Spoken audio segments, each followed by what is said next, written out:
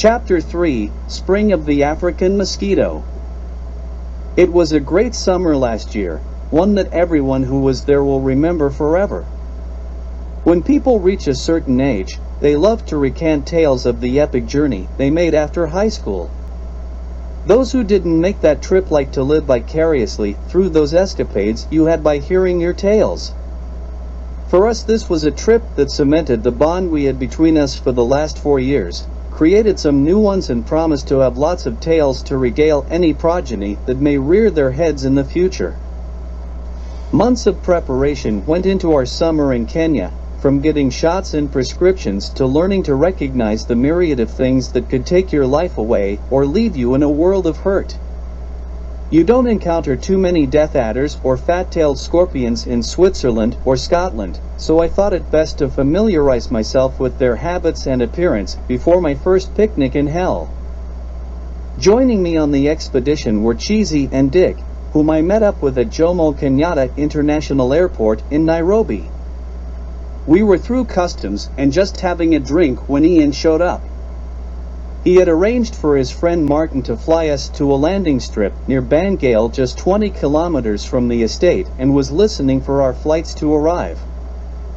Ian led us to where we could board the small plane that was going to take us on.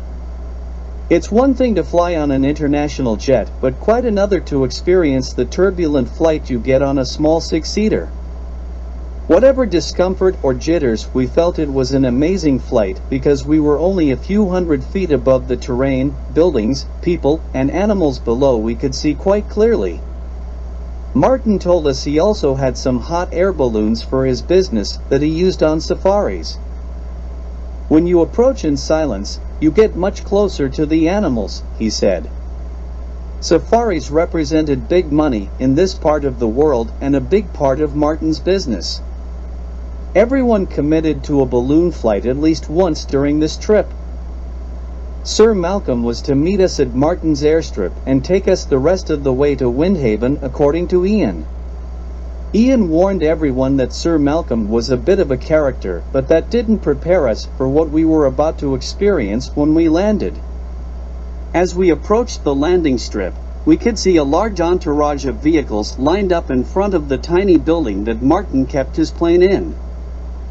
We touched down on a dried riverbed and Martin taxied the plane up to the building and shut down the engine. Everyone disembarked from the plane and started unloading the gear. Men came from everywhere to help, and they took the bags and scurried around the building to the waiting vehicles. Then I saw him standing with his hands folded on top of his cane as he leaned forward on it. Ian's favorite uncle, Sir Malcolm Havelock, was a figure right out of a Kipling novel. The shaggy white hair cascading down to his mutton chops and ending in a massive mustache projecting out from his face. Sir Malcolm was dressed all in white, wore a pith helmet, and carried a walking stick that he liked to brandish about when making a point or directing someone. How much more Kipling-esque could you get? Ian gave us some of Sir Malcolm's history before we arrived. Sir Malcolm wasn't really an uncle by blood, but that was where he fit into Ian's family structure.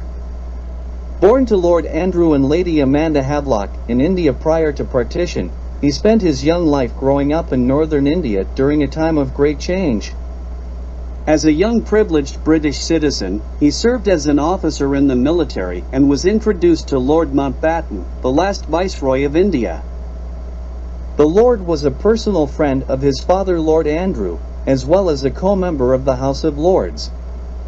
Ian told us that Sir Malcolm was serving with the Queen's entourage on the day she shot her first tiger. It was accompanied by a rolling of the eyes in disapproval, not doubt. Sir Malcolm stayed on in India as a diplomat after most British left, but spent his time tracking the tigers and leopards that frequented the forests near his home in India. Ian told us Sir Malcolm was ashamed of how Lord Mountbatten had abandoned the Indian people, throwing them into the chaos that followed partition and resulting in the deaths of nearly 3 million. My father told me Lord Andrew would tell Sir Malcolm stories of that time in India that would leave him upset for weeks, but he would never repeat those stories to me. Eventually Sir Malcolm decided he couldn't stay in India any longer, and Ian believed it was for personal reasons rather than political as he claimed. He came to Africa to manage Ian's family estate at Windhaven rather than return to his own estate in England. Sir Malcolm had been to Africa with Ian's father on several occasions and liked Kenya. Ian wouldn't tell us his actual age, but did say many people in his family DNA lived to be more than 100. I was sure Sir Malcolm hadn't seen 80 in a while, but he was still spry and totally lucid. The hustle and bustle were deafening, and the smells were caustic, so it was good to get out of this building. Sir Malcolm started barking out orders and waving his stick about with no real concern whether someone already occupied that space. Locals jumped from everywhere to pick up bags, avoid the stick, and clear away to the front door. As we approached the exterior of the building, a huge white Rolls-Royce Silver Ghost convertible sat parked directly in front of the entrance. This was Sir Malcolm's mode of transportation while off the estate. The car was brought from India, where cars of this type were critical icons of the important British diplomats as well as the Indian Raj. The doors were swung open, and Ian and Sir Malcolm took the back seat. Cheesy and I got into the next set of seats in front of them, and Dick had to ride up front with the driver. Sir Malcolm did not drive off the estate, and perhaps an image of his persona was beginning to form before I knew it. As we pulled out from the airport, a half-dozen vehicles began a frenzied flow to follow us. I found out later there were also a couple of cars ahead of us to prevent locals from throwing rocks at Sir Malcolm's car. It turned out that Sir Malcolm employed a man full-time to fix rock dents in his car. Indian personas didn't translate well to African culture, it seemed. Sir Malcolm had always been bigger than life in India and commanded the respect that went with the image. Africans of all tribes despised this colonial image. We were heading to the estate they called Windhaven, which was near the Tana River and named for the monsoon winds that made it bearable this time of year. The weather was very dry and hot, but the speed of the car kept us cool as we rolled down the bumpy dirt road, enjoying the scenery. Trying to spot predator-wary animals that had not heard our approach from kilometers away was somewhat difficult. Then I realized they were probably already scared off by the lead cars before we even got within a kilometer. The dust cloud projected behind the cars continued to widen as it hid the sun behind us. Cheesy said there are more than 20 national parks and a ton of protected areas that we could explore. Ian added, "I've some great places to take you to, including some unique places on the estate that very few other people have ever seen. The estate is not far from the Tana River Primate Reserve. We should spend some time there." Ian believed that to know Africa you must know the people, or at least try to understand them. That's not an easy feat when you consider how many tribes there are in Africa. The 7 major tribes in Kenya are just a smattering of the tribes in Africa that have been interlinked for thousands of years. Tribal lore and culture may have different perspectives on the creation of life and their personal connection with the land, but some of those perspectives are far too modern and far too economic for the pendulum to find equilibrium. Ian told us, poaching had been significantly reduced in Kenya in the last couple decades, and the elephant population is actually on the rise. But we still must be diligent and prevent opportunities to poach. The amount of money involved is several annual incomes in this part of the world. 40 years ago, the government set aside land to protect the swampy forests of the lower Tana River to protect 2 endangered primates. The area was on the lower Tana River, but as it came to pass, according to Kenyan law, the reserve was not registered properly, and it lost all official protection as well as its national reserve status and funding. Perhaps the Tana River Manga Bay and the Tana River Red Colobus can find a use for the parking lot that paved over their paradise. Finally, we arrived at Windhaven, and the sigh I let out probably set all the wind chimes on the estate swinging. The sight of Windhaven surprised me because in my mind I was expecting the typical English estate that Ian had taken me to in other years when I was lucky enough to get an invitation. Those estates which I hadn't visited, but he told me about in England and Scotland, included a grand manor house with a massive stable and acres of pristine forest. Windhaven was different at first glance, with many single-story bungalows spread out in a circular fashion, and all of it surrounded by a small wall. Ian said his father had a house that you couldn't see from here that was quite nice, but it was still only 1 story high. I couldn't wait to have the tour of the whole estate, but only after getting a drink and trying in vain to dust the fine soil from every exposed orifice. As I did, Ian told me, Windhaven is 20 kilometers in one direction and 5 kilometers in the other basically. With over 100 square kilometers and no fences, it offers great grazing for all kinds of large animals. We are located south of the Kora National Park. Make sure your camera is charged, because I'm going to show you some sights. The young fellow Jeffrey, who helped Ian and I move our stuff into the bungalow, was obviously proud of Kenya, and in particular the Tana River area that ran from Mount Kenya to the Indian Ocean. The camp had abundant power because, as we were informed by Jeffrey, Kenya's hydro needs were supplied by a series of dams along the Tana River that supplied the national grid system and was distributed to all Kenyans. The way he said it may have seemed an overkill to me at the time, but many countries in Africa had their pendulums swinging past their pivots, and Kenya was one of the most stable pendulums on the continent at this point in time. Luckily, we missed the hottest months of the year, which occurred during the northeast monsoon winds when temperatures reached 35 degrees Celsius.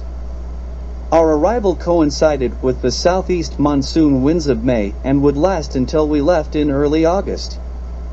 With all the wind chimes hanging in the trees and dangling off buildings chiming at the same time, as the wind rushed through them, I understood why it was called Windhaven. In our bungalow main room, there was a desk with a bookshelf above it. On the shelf was a book entitled IUCN Red Data Book. Ian said, that is an important book listing all of the endangered species and represents a complete barometer of wildlife. As usual, his agenda was not totally tourist, but he made it clear that he knew Dick, Cheesy and I were here to see things we'd never seen before. Before we could get out and have a look around, Jeffrey came to get us to the administration hut where his father was giving a talk on the animals we must watch out for while we are in this area and some of the other areas we will visit. Kim, Jeffrey's father, was waiting for us when we arrived at the administration hut. Cheesy and Dick were already there talking with Kim.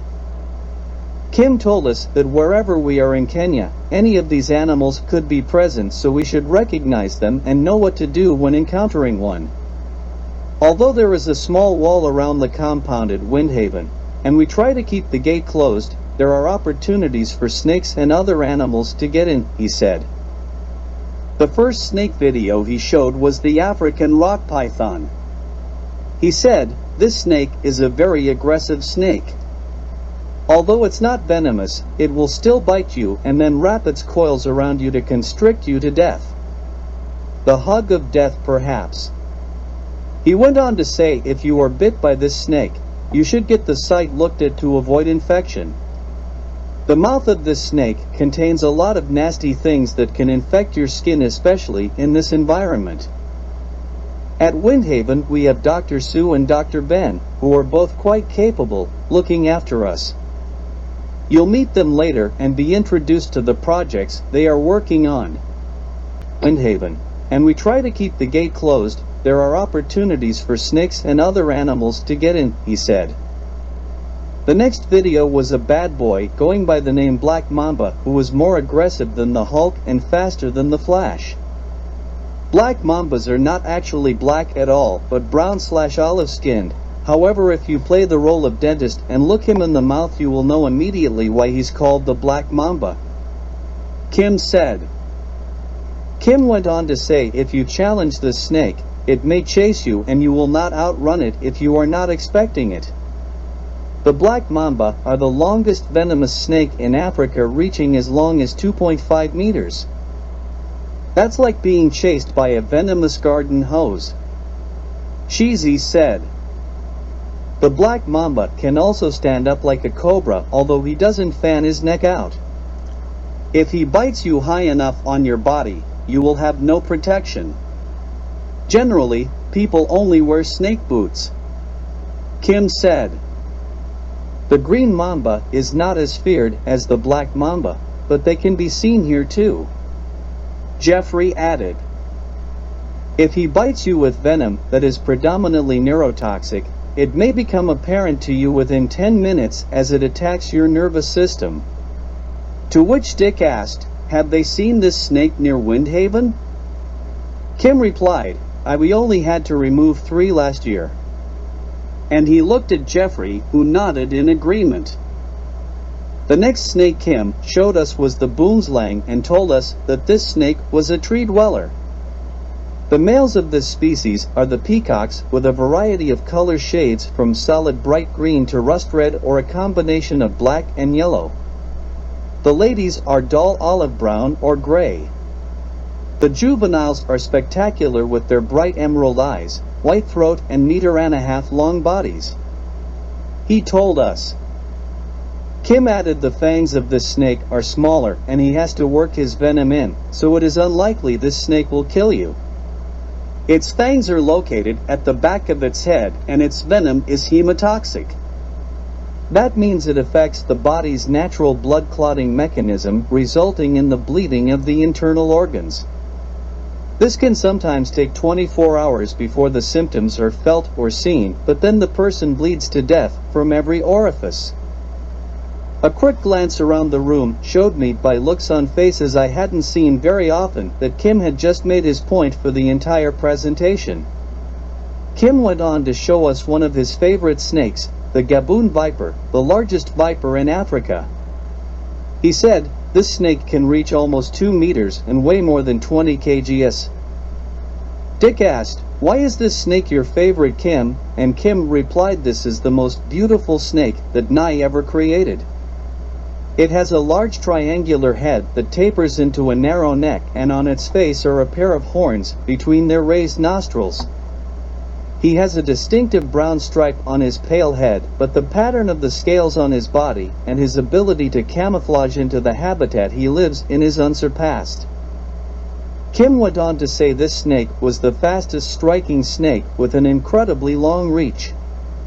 In fact, much further than you may think. Normally a shy snake like this guy may not strike at you at all if you leave him alone. They are largely nocturnal, so if you stumble across him in the day, he's probably sleeping. The Gaboon viper's cytotoxic venom itself is not considered particularly toxic, but there's lots of it. A bite from the Gaboon viper will cause rapid and conspicuous swelling, intense pain, severe shock, and blistering around the wound. You'll feel uncoordinated, spend a lot of time on the toilet waiting for your tongue and eyelids to swell. With all that swelling, it makes it difficult to have convulsions, so you generally just go unconscious. He told us. A few mouths in the crowd hit the floor. Everyone took a breather at that point and had a cup of coffee before Kim continued with another headliner, the puff adder. This snake earns its place as Africa's deadliest snake because it's responsible for the most human fatalities. Puff adders are quite common, and Kim said you can be certain that by the time you go home, if you haven't seen one of them, they have seen all of you. These snakes have a solid chunky build with a wide girth tapering down to a short fat tail. At around a meter, they aren't as big as some of the others he showed us. Color patterns vary depending on where they live, but that shouldn't stop you from recognizing them. Kim said. The puff adder has large fangs and venom powerful enough to kill a grown man with a single bite. The venom is cytotoxic and one of the most toxic of any vipers. If you get bit by this snake, it could produce severe local and systemic symptoms. Kim informed us. Ian added, if you decide to walk outside the wall at night, you must wear the proper footgear and keep your wits about you. People tend to step on this ambush predator and get bitten. Don't sit on this guy. Kim introduced the next snake, the night adder. This one varies from light brown with pink hues to light gray with diamond-shaped darker markings on the back and tail. These are little guys about a half meter. Think of them as the smaller sibling of Puff. This is my wife Wamuyu and my daughter Wham. Wamuyu and Wham joined us for the discussion. Wamuyu told us, I know most, if not all, of the animals in Kenya and have collected specimens for the various research projects conducted at Windhaven over the years. She admitted a passion for plant species. Wham, her daughter, helped out at Windhaven when she was not in school. She was an avid naturalist and building a book of sightings of all species, including where she witnessed them, their sex and any additional information deemed important. She was still in school but had plenty of time for her special activities. Wrinkles was the next snake Kim cautioned us about. It can spray its venom up 2.5 meters by a flinging action in the head and upper body. You'll recognize this snake by its short, pointed head and large black eyes under a cobra hood. The venom of the wrinkles is neurotoxic and partially cytotoxic. You may not get bitten by a wrinkles, but this snake will aim its venom at your face with great accuracy. If you're not wearing glasses, it gets in your eyes and temporarily blinds you. Even if you have an open wound, it can absorb the venom and cause great pain. We've not seen one of these this year, though, I don't think. Jeffrey added. Jeffrey said I review all of the camera discs, and so does my mom and sister. We've not seen any wrinkles. The last snake that Kim wanted to show us was the vine snake, a timid snake that's only going to attack if provoked. The venom is hemotoxic, so it disables the clotting process of your blood, and you bleed from everywhere. No anti-venom exists for a bite by the vine snake. And Kim stopped there. Wamuyu told us that the administration building stocks a lot of venom supplies which Dr. Sue or Dr. Ben can administer to get a therapy started. A bite still means a trip to the local hospital and may also mean many days of agony. Just when I thought the presentation was finished and I went to stand up, Jeffrey put his hand on my shoulder and said, "Wait, there's much more to come." And he was so right. Kim said, there are 3 species of scorpion in this area, the Parabuthus pallidus, the Hottentotta trilineatus, and the Europlex fisheri. A few scorpions, such as the Parabuthus, squirt venom as far as a meter just as a warning, possibly injuring their target in the eyes. Only 25 species have venom that is deadly to humans. Those species belong to the family Buthidae, including Liurus quinquestriatus, Hottentotta species. Unfortunately, I can't remember if they had common names, but I think one of these armored bandits is the fat-tailed scorpion I feared. Wham said the venom of scorpions from the family Buthidae tends to be the most toxic. Wamuyu added these venom fractions include compounds such as acetylcholinesterase, hyaluronidase, serotonin, phospholipase, and other specific neurotoxins. Typically, these neurotoxins result in the opening of ion channels at the neuromuscular junction. The body produces serotonin naturally when you are happy, but too much of good things can result in issues. It was obvious that Wamuyu was more than just a research field assistant. Kim told us all the species we're looking at are in the family Buthidae. The overall encounter rate for scorpions in this area is 5.6 scorpions per hour, asleep or awake.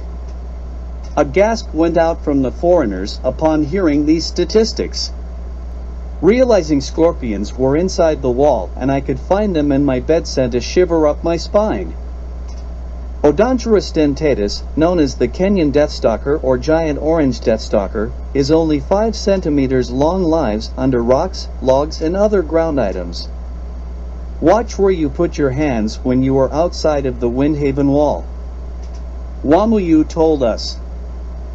Jeffrey chirped in, you should always shake out your shoes and boots when putting them on and never go outside barefoot.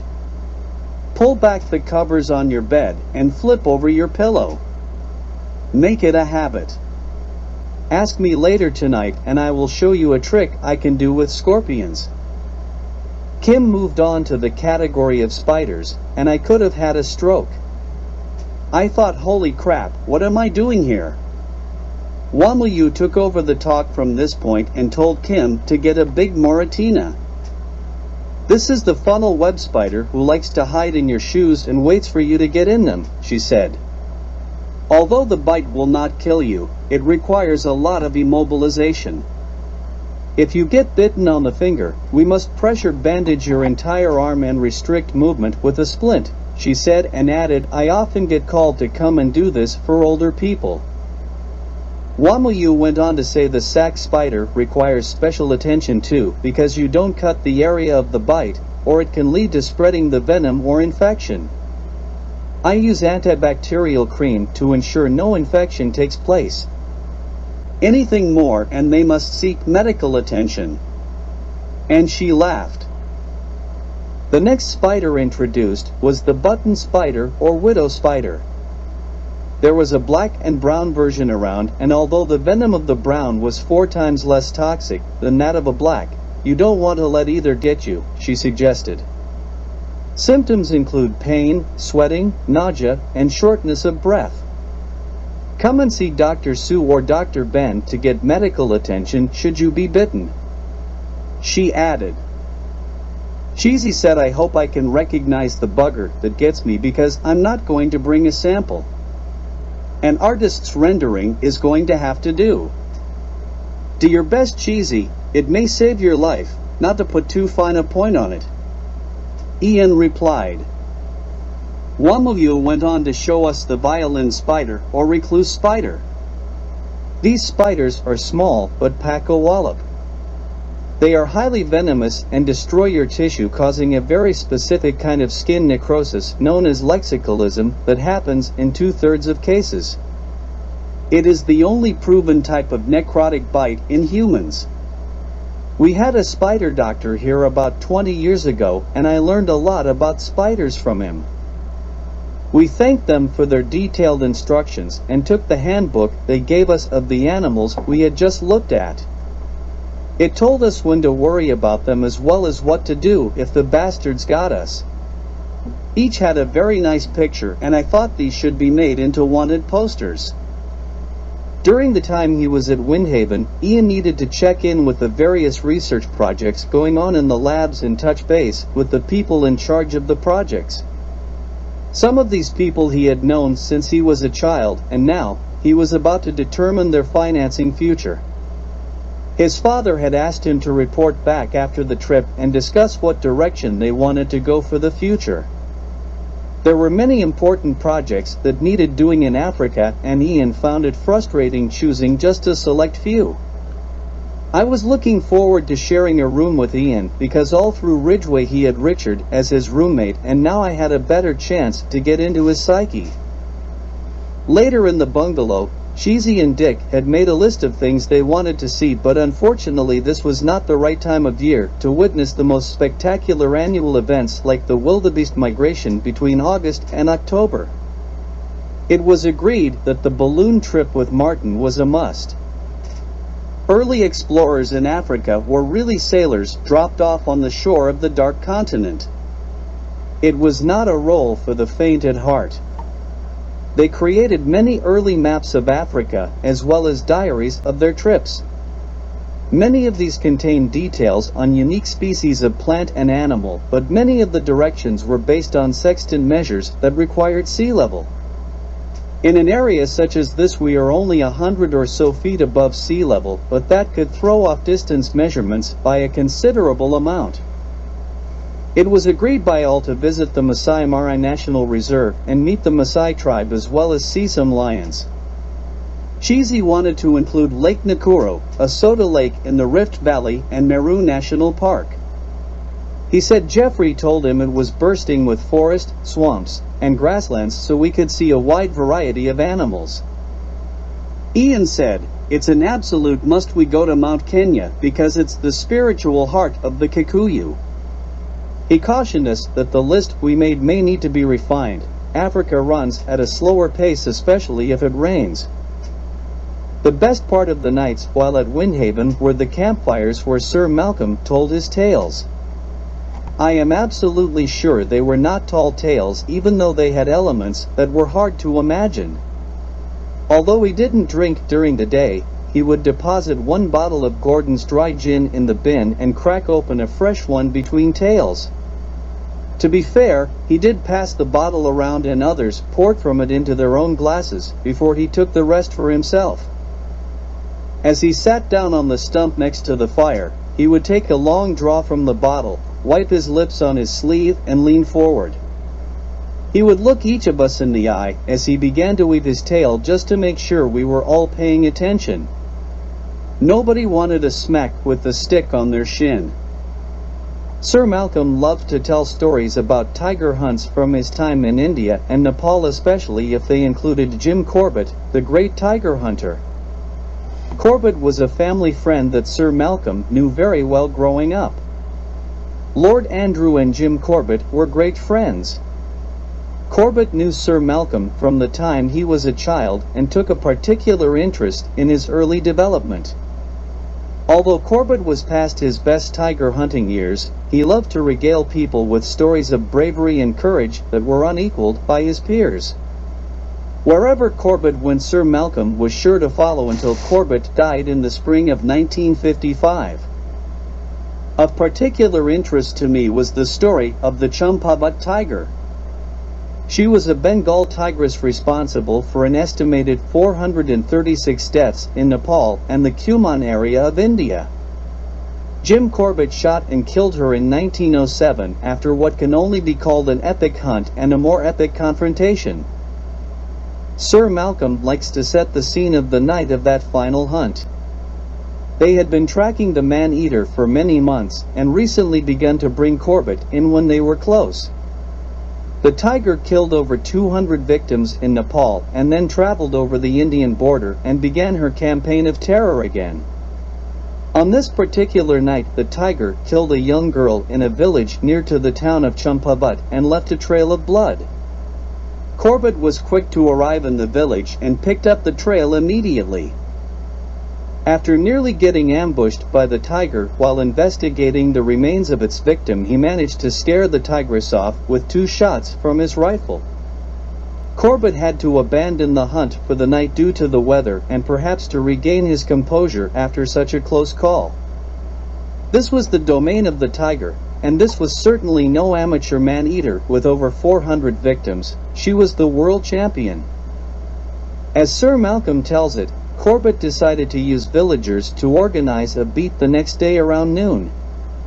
He explained that a beat was where hundreds of locals beat drums or trees or the ground to push an animal in the direction they want them to follow. This beat followed the Kampa River Gorge with the help of about 300 villagers from Champavat, where Corbett eventually confronted the tigress. His first shots hit the tigress in the chest and shoulder respectively. Those did not stop her. As she regained her composure and was rushing toward Corbett, he took another man's rifle when he ran out of bullets. Firing the acquired gun from the hip, the bullet hit the big cat in the foot, causing her to collapse just 6 meters from him. A post-mortem on the tigress showed she was between 10 and 12 years old. The upper and lower canine teeth on the right side of her mouth were broken, the upper one in half, the lower one right down to the bone. Corbett said this injury was the result of an old gunshot and probably prevented her from hunting her natural prey. Humans are easy prey for tigers. After bringing down the Champavat tiger, Jim Corbett acquired a reputation as the leading hunter of man-eaters. This ability served him well, at a time when deforestation and diminishing prey were driving more and more tigers and leopards to hunt humans for food. It was during his waning career and into retirement that he became closer with Lord Andrew and Lady Amanda Havelock. Lord Havelock was a conservationist who was dedicated to protecting the tiger, and Jim Corbett no longer hunted tigers but understood them better than anyone. Sir Malcolm regaled us with many other stories, and they didn't all involve Jim Corbett or even tiger hunting. Some nights he told stories of India, like Varanasi, the city of dead, where people went to Viking-style funerals on the Ganges, or New Delhi with its red fort, temples, and shrines. He usually could get through 2 or 3 of these before retiring to his bungalow for the evening. The path to Sir Malcolm's bungalow was obvious to anyone with ears when he was on his way to bed. You could usually identify where he was by the volume of his voice, as he sang the same military song every night on his way to bed. Geoffrey took us outside the wall one night and asked us how many scorpions we thought were within 20 yards of where we were standing. Remembering the statistics Wamuyu had quoted us, I answered, 10. Geoffrey had been carrying what looked like a light in one hand and a flashlight in the other. As he shone the flashlight around, we could see the odd scorpions scoot away under a rock or bush. Then Geoffrey turned on the black light, and we were amazed at what we saw. Scorpions glow a vibrant blue-green when exposed to certain wavelength ranges of ultraviolet light, such as that produced by a black light. It's caused by fluorescent chemicals like beta-carboline in the cuticle of the scorpion.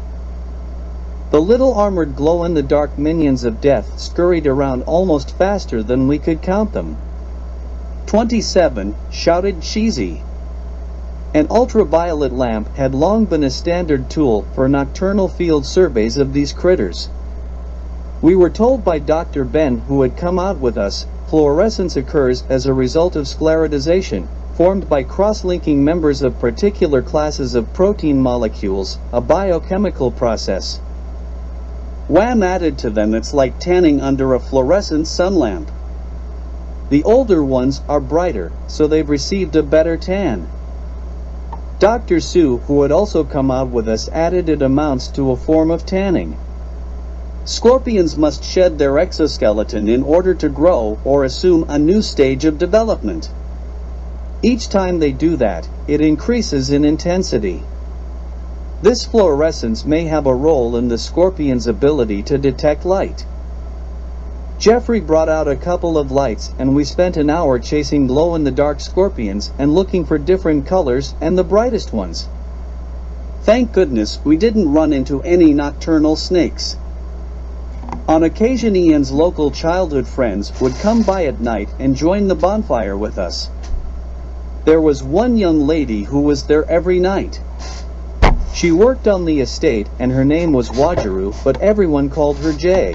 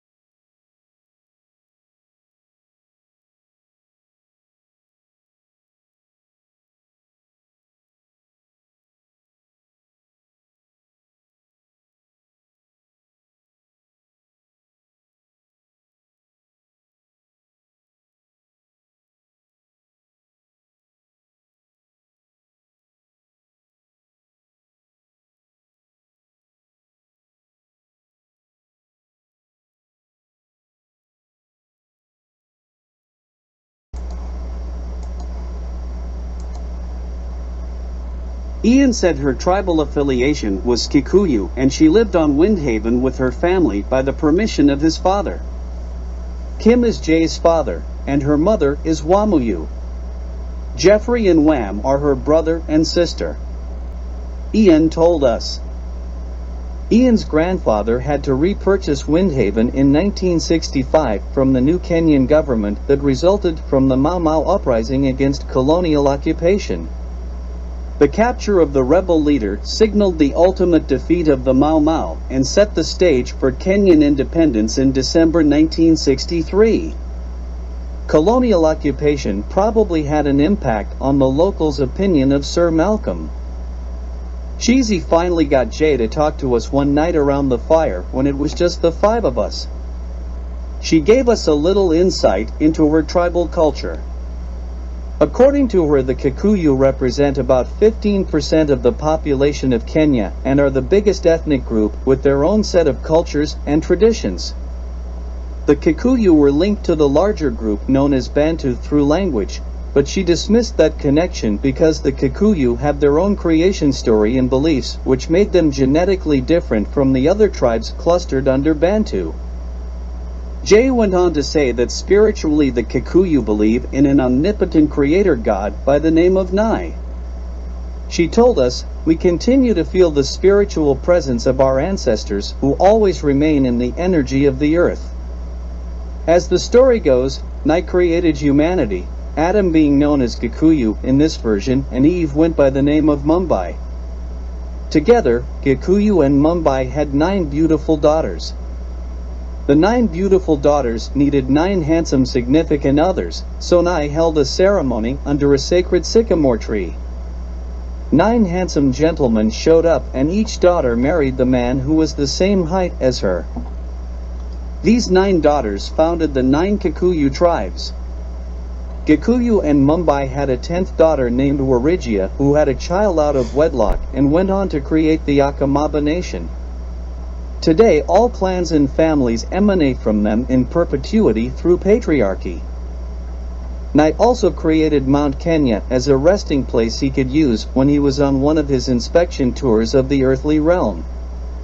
He visited Earth from time to time to inspect it, bestow blessings, or meter out some form of punishment. Nai truly is omnipotent. In Indian Hindu mythology, 3 gods are required to accomplish this task: Brahma the creator, Shiva the shit disturber, and Krishna the Dr. Phil of the group. Being a god, Nai wasn't always present, but when he does come to Kenya, Nai stays at the Mount Kenya summit, malaria-free. Jay said her name Wanjiru was the name of one of the 9 daughters of Mumbai and was the mother of the Anjiru, her clan. When Cheesy asked what Wanjiru was the god of, Jay replied medicine, and everyone laughed and turned to look at Ian.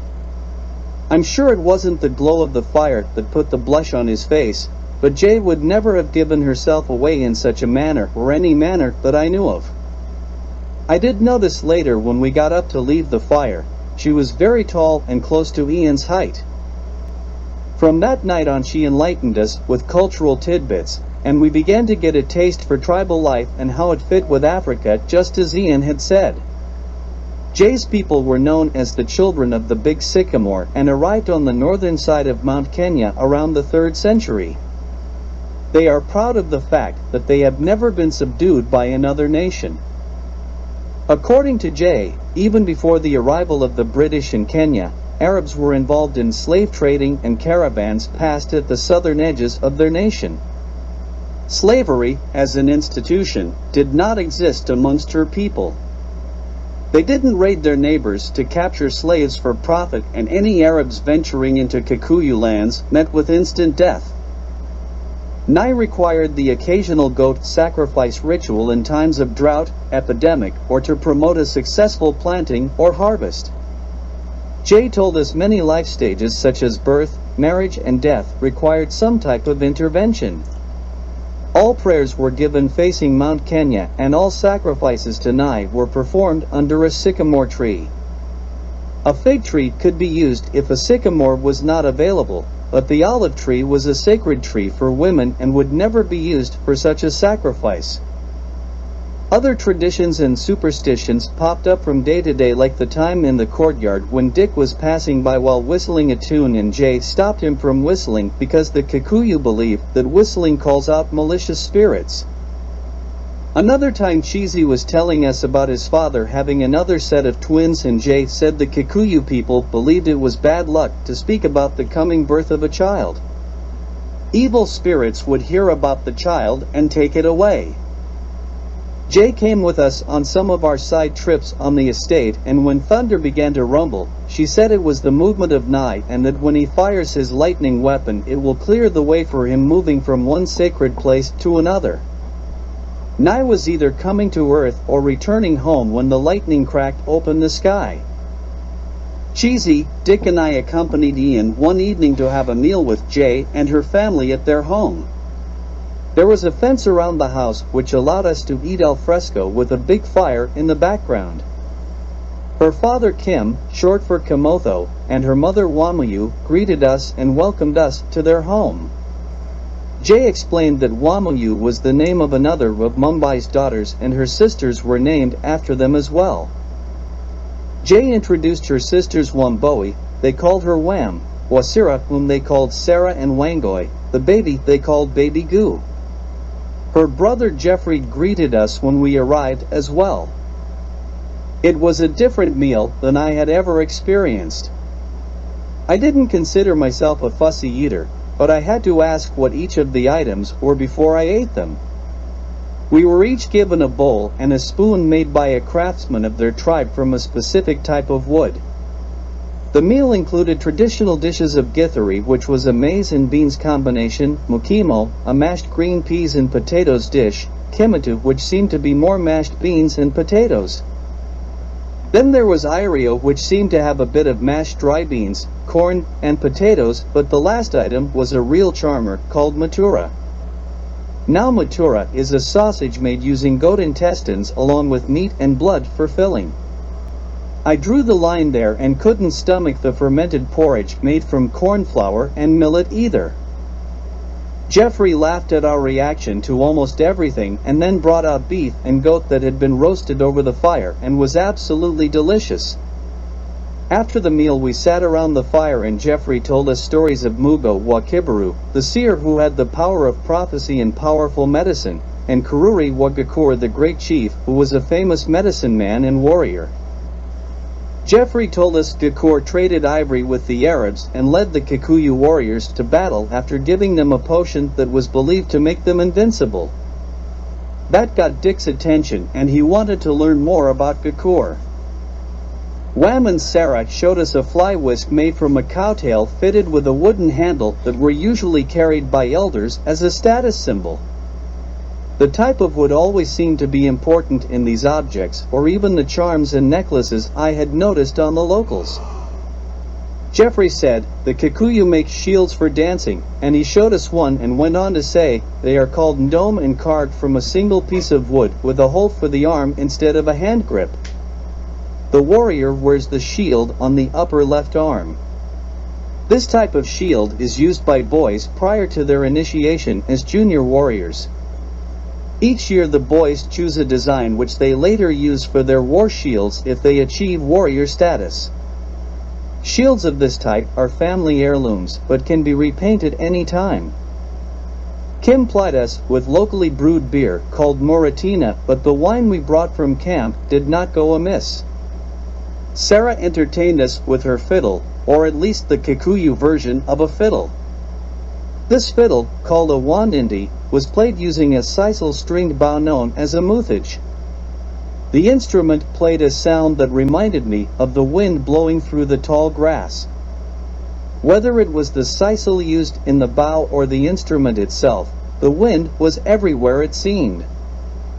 When the children had said their good nights, Ian asked Kim about the poaching situation over the last few years. Kim told us in Kenya about 20 years ago over 250 elephants and 50 rhinos were poached annually, but with the Kenya Wildlife Service and global efforts to address poaching and wildlife trafficking, the problem has been significantly reduced. Corruption of officials that allow poaching to happen for their own benefit is probably the biggest problem left, but the volume of poaching is currently low by traditional standards. The ivory from the elephant tusk can be replaced by the ivory from mammoth tusks, which are actually more abundant these days as they wash up on the banks of rivers in the Soviet Union. As the permafrost melts, it releases all kinds of dinosaur bones. Mammoth ivory is easily seen as different from other ivory and is not illegal to sell.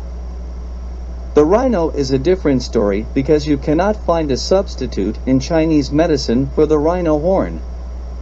There have been several rhinos poached in Kenya, but none on the estate. In fact, there has not been an elephant or rhino killed on the estate since Ian's father repurchased it in 1965. Prior to that, Kim said it was a daily life-threatening struggle to fight the poachers. Elephants and rhinos play a critical role in maintaining the biodiversity of the savanna and forest ecosystems, but they will probably never reach the levels that could be supported because of the number of people who require that same real estate. An estate like Windhaven that actively discourages poaching is an important link in creating safe habitats for large terrestrial animals beyond what the government is doing. Sir Malcolm was on his way to bed when we returned from our dinner. Cheesy asked Sir Malcolm, "Have you ever hunted elephants?" Sir Malcolm replied that he would only hunt something that would hunt him. He didn't feel the elephant was a threat to you unless you confront them or get between them and their offspring. An elephant will charge you, but in Sir Malcolm's opinion, that's your own stupidity. Tigers, on the other hand, will hunt and stalk you even if you have never laid eyes on them before or challenged them in any way. When you look into their eyes in that final moment before the kill, you see the primal look of an animal that is going to kill you and eat you. The elephant's eye does not convey that same message, he said, and then continued after a moment, but I know not everybody feels that way. On one trip to Africa, I met Walter Bell, the famous elephant hunter. Walter told me that the bull elephant was the most exhilarating animal to kill. He used a small-bore rifle and aimed for the brain instead of the heart. In fact, he would take his shot from behind the animal on a diagonal. They called it the Bell shot. But Sir Malcolm said, "I called it the Bell shit." Walter Bell killed more than 1,000 elephants all across Africa, and Sir Malcolm was not a big fan of his. The tigers Sir Malcolm hunted were all man-eaters, Ian told me later. I was not sure why Sir Malcolm tracked tigers in India. He had killed tigers, but I think he had a much deeper connection to the tigers than I understood. Finally, Sir Malcolm put up his hands and headed towards his bungalow, leaving us with "Elephant hunting is for noblemen." Sandev Gupta was also staying on the estate while we were there. Sandev worked for Sir Malcolm in India and would travel to Africa a couple times a year to update Sir Malcolm on his Indian holdings. Although Sandev was 20 years our senior, he was a pleasure to be around. He had an infectious Jewy vibe that he attributed to his Hindu religious beliefs and being connected to the earth and the animals around him. Cheesy called him Sandy and said he could see the good in everything, but was the least naive person he had ever met. Sandy was sharp, in a mystical sort of way, that caused you to reflect on what he said to fully understand the meaning of what he was telling you. The analogy Cheesy used was, it feels like somebody picked your pocket, but your wallet is still there. Dick was interested in all forms of physical fitness, and Sandy was a yoga master. That was enough of a connection to make them constant companions. They would be the first ones up in the morning, and Ian and I often found them in one of their yoga poses in the yard while we were on our way to consume a massive breakfast. Sir Malcolm's holdings in India were significant and included a great deal of land, businesses, and buildings. He had inherited his parents' estate as well as the estate of Jim Corbett. Although Sir Malcolm could technically be called Lord Malcolm, he refused to take the title. As Sandy tells it, rumor was that Sir Malcolm was actually the illegitimate son of Lady Amanda Havelock and Jim Corbett, and he felt sure Sir Malcolm believed it as well. It surprised me one morning while walking past Sir Malcolm's bungalow to see him sitting cross-legged in the lotus position. His eyes were closed, and he did not move as I went past without disturbing him. Sandy informed me Sir Malcolm was a yoga master as well and practiced it like a religion because in India you must be a yoga master before you can be anything else. Cheesy, Dick and I made the trip to the Masai Mara National Reserve with Jeffrey as our guide. We were able to meet some Masai people, but it did not seem the same as meeting Jay and her people. This seemed so commercial and false, almost like a Disney park. When we saw lions, they were so far away and so many locals were around that it may as well have been a zoo or safari drive. I don't think I imagined petting any lions, but I did want to feel that they were free. It's not the freedom they had centuries ago, but it isn't for the Maasai either. Unfortunately, there would have been much better ways to invest that time. We did get to see some wildlife through the tall grass and across the savanna, such as impalas, cheetahs, wildebeest, zebras, giraffes, hyenas, and baboons. There were elephants everywhere, but we did not get too close. Cheesy hoped our trips to Lake Nakuru and the primate reserve would be less commercial. Jeffrey confirmed that those areas were more remote, and we will see different animals on those trips than we did on this trip. I think it was good to get this side trip out of the way first, because it really was a disappointment. The day after we returned, Ian took us on a tour of the labs to introduce us to the doctors who were in charge of the various research projects. Entering the lab building, Ian explained there were 3 different projects they had commissioned at Windhaven. We had already met Dr. Sue and Dr. Ben on our scorpion hunt and at the nighttime fires, but we were unaware of the projects they were working on. The first project was under the supervision of Dr. Emily Kenyatta, the granddaughter of Jomo Kenyatta, the first president of Kenya. Dr. Emily told us her research project was related to the beliefs of the Kikuyu. In particular, she was interested in the ether and the movement of their ancestors through it. That was the cornerstone of Kikuyu philosophy or religion. I refer to it as vital force. She told us, the Kikuyu believe the universe is composed of interacting and interconnected forces that can manifest themselves in physical things we see and even those things we don't see. Identifying vital force is the first step in Dr. Emily's plan. She went on to explain, the Kikuyu believe all forces in the universe come from Nai, who has the vital divine force of creation within himself. We already knew the creation story from Jay. Nai's vital force is exponentially greater than that contained in other objects like humans, animals, and trees, and it allows him to pass through realms. Until we can measure the vital force in anything including people, animals, or minerals, we cannot validate these assumptions, she added, then went on to say, the Kikuyu feel humans have the highest quantity of this vital force, so that indicates the force must be measurable and quantifiable. Once I have identified the vital force within anything, it can be compared to all other objects, both animate and inanimate, to make a hierarchy leading up to Nai. The Kikuyu also believe that human vital force can be made stronger.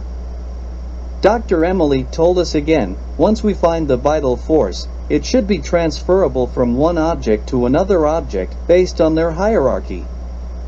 The level of vital force in an object follows a hierarchy from Nai, whose force is divine, then down to humans, then animals in some order, onto plants, and then even inanimate objects.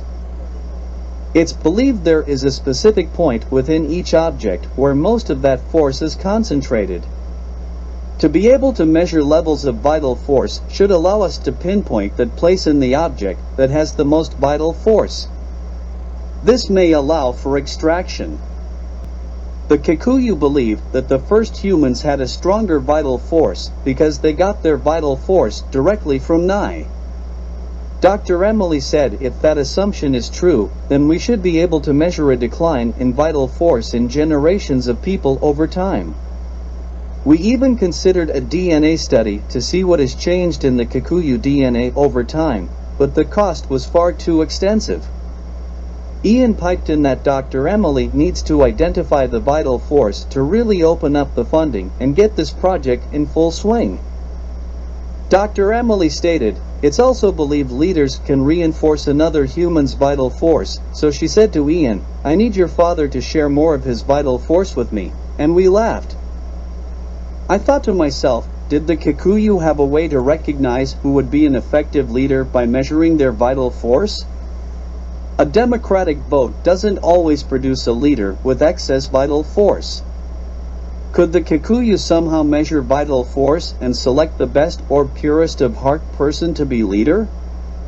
Or even measure when a leader has fallen from grace and should be expelled? Dr. Emily envisioned many aspects to this project and many avenues to follow. Her ideas were on hold so other parts of the project could go forward. It was simply a case of prioritization. For instance, she would like to pursue the Kikuyu belief that the vital force of a dead ancestor can come back to life through the birth of a new child. Even though they attribute it to the naming of the child, other forces may be at work through the ether utilizing the vital force to impact reincarnation. They certainly wouldn't be the first religion to believe in reincarnation. Dr. Emily told us, Kikuyu believe humans can gain vital force from lower forces through animal or plant sacrifice. If they were to bypass the process of sacrifice under a sycamore or fig tree, it would be an abomination and lead to a curse. Naime required that vital force for himself to clear a path to Earth on one of his inspections. Another Kikuyu myth tells of a human who can manipulate vital force by being very skilled, but it doesn't indicate what those skills are, how to measure them, or how you train to improve them. Dr. Emily then continued, some humans can manipulate things to their advantage or to their detriment by identifying the point of concentration of vital force in an object. By invoking higher forces to assist them, they can increase this skill. Higher forces than humans could only be nigh. An omnipotent God is always good to have on your side. Finally, she said, Kikuyus use an animal to symbolize the level of their vital force compared to others, but how do they know what animal shows you are the best?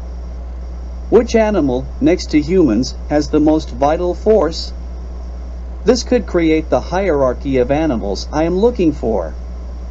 We wished her well and asked if we could drop by from time to time while at Windhaven to see how her research is going. Dr. Emily gave a hearty approval and we left her to her work. The tour continued on to the lab located in the next bungalow where we found two doctors working on related issues. Ian informed us that there are a lot of infections that can be transmitted by mosquito bites, including yellow fever, Zika virus, West Nile virus, Ross River fever, or Rift Valley fever. The two most dangerous and prevalent infections for this area are malaria and dengue fever. About 3.5 million cases of malaria were recorded last year, and it's responsible for over 10,000 deaths every year in Kenya alone. The CDC has worked closely with the Kenya Ministry of Health to fight malaria, but it is a daunting task with a 5% mortality rate for severe malaria. The key to solving the problem lies with the little demon that spreads it by being a vector species, the mosquito. Ian told us. Dr. Sue Gibson is working on the malaria issue through a focus on the mosquito species that are the source, and in particular, she is examining the mosquito's saliva before and after it ingests the malaria pathogen. It's nice to meet you, Ian's right. There are many worthy causes in Africa. I cried the first time I saw a Zika baby.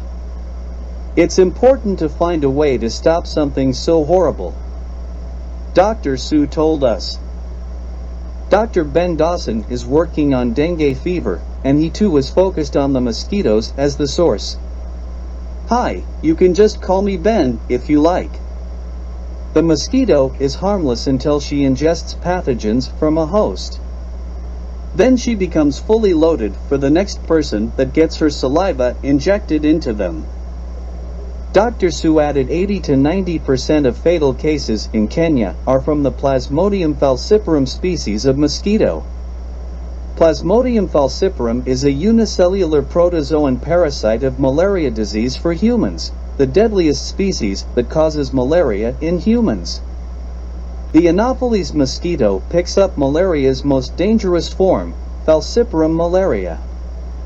Children under 5 years of age are most affected, accounting for 67% of the total deaths. Dick asked how the mosquito infected humans, and Dr. Ben told us upon becoming infected, the mosquito's gut prepares a zygote, which is a fertilized egg cell. In the embryonic development of humans and other animals, the zygote stage is brief, followed by cleavage, when the single cell becomes subdivided into smaller cells. He went on to say, until meiosis, a type of cell division that reduces the number of chromosomes in the parent cell by half and produces for reproductive cells or gamete cells, it must stay there. These cells are called diploid, and this process is required to produce egg and sperm cells for sexual reproduction. My epiphany bell went off, and I wondered if this was a key step in a gene drive that I wanted to understand. At this point, you either create sterile males or you pass the sterility on to all future generations and decimate all the little demons of this species only. Wouldn't other mosquitoes take up the slack as far as feeding the food chain? With 3,500 species of mosquitoes, who would think just one wouldn't matter, but how wrong I was. My bell shut off, and I continued to listen to Dr. Ben, who added, meiosis begins with a parent cell that is diploid, meaning it has 2 copies of each chromosome, inside the sporoblast. A conveniently named place to produce spores. Over 3,000 haploid daughter cells, called sporozoites, which have only 1 complete chromosome set, appear on the surface of the mother cell. Dr. Ben said, immature sporozoites break through the oocyst wall into the hemolymph, which is a fluid, like blood in vertebrates. It circulates in the interior of the arthropod. Ian said, maybe we could give the infected mosquitoes some dialysis and clean their hemolymph. The medical people chuckled, and Dr. Su replied, okay, but you're going to have to needle them. Cheesy, Dick and I suddenly realized how much we had just learned about this science in the few minutes we had been exposed. This place was addictive to inquiring minds. No wonder Ian loved it here so much. Dr. Ben went on to say eventually the sporozoites migrate to the mosquito salivary glands, where they undergo further development and become infective to humans. I thought to myself, that's one hell of a journey nature has inexplicably planned to set the human pendulum of health swinging, at least here in Africa. Plasmodium falciparum species of mosquito are the bad girls that should be targeted first in any gene drive. I would like to take a swing at their pendulum myself. Dr. Ben said, to reduce the number of incidents of all forms of malaria or dengue fever today, it is important to look at their life stages and human contact. The mosquito's life cycle consists of the egg, larva, pupa, and adult stages. Eggs are laid on the water surface, then hatch into larvae and feed on algae and organic material until they reach the adult stage. In many environments, they are an important food source for animals, such as dragonfly nymphs. Dragonflies and mosquitoes rock each other's pendulums of survival. The adult females of mosquitoes have a tube-like proboscis that can pierce the skin of a person and feed on their blood. They need the protein and iron in the blood to produce eggs to start the cycle over again. He continued. Dr. Su jumped in and said, the mosquito's saliva is transferred to the host during the bite and can cause an itchy rash, but that's just a smokescreen. Dr. Ben's medical school analysis was bang on, but in simpler terms, the mosquitoes ingest pathogens when biting something, and their body converts the pathogen so that it can infect humans. Then they create a new batch of juiced up saliva. Each mosquito becomes the Enola Gay, carry the package and drop the bomb. Dick would appreciate that analogy, unfortunately. Dick asked, "How many types of mosquitoes are there?" And Dr. Ben told him over 3,500 species of mosquitoes have already been described and divided into 2 subfamilies, which in turn comprised some 43 genera. To answer Cheesy's follow-up question about genera, he said it was a principal taxonomic category that ranks above species but below family. Ian asked, "Dr. Sue, sometimes things like RNA need to traffic between the nucleus and the cytoplasm. I understand there are pores in the nuclear membrane to allow molecules to go in and out of the nucleus.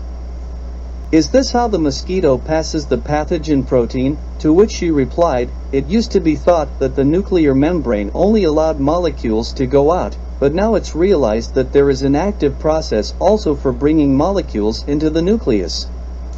So, the quick answer is yes. Welcome to the Chelicity family. For someone who grew up alone in boarding schools, I have been getting quite an education on what families are, whether they are people or animals.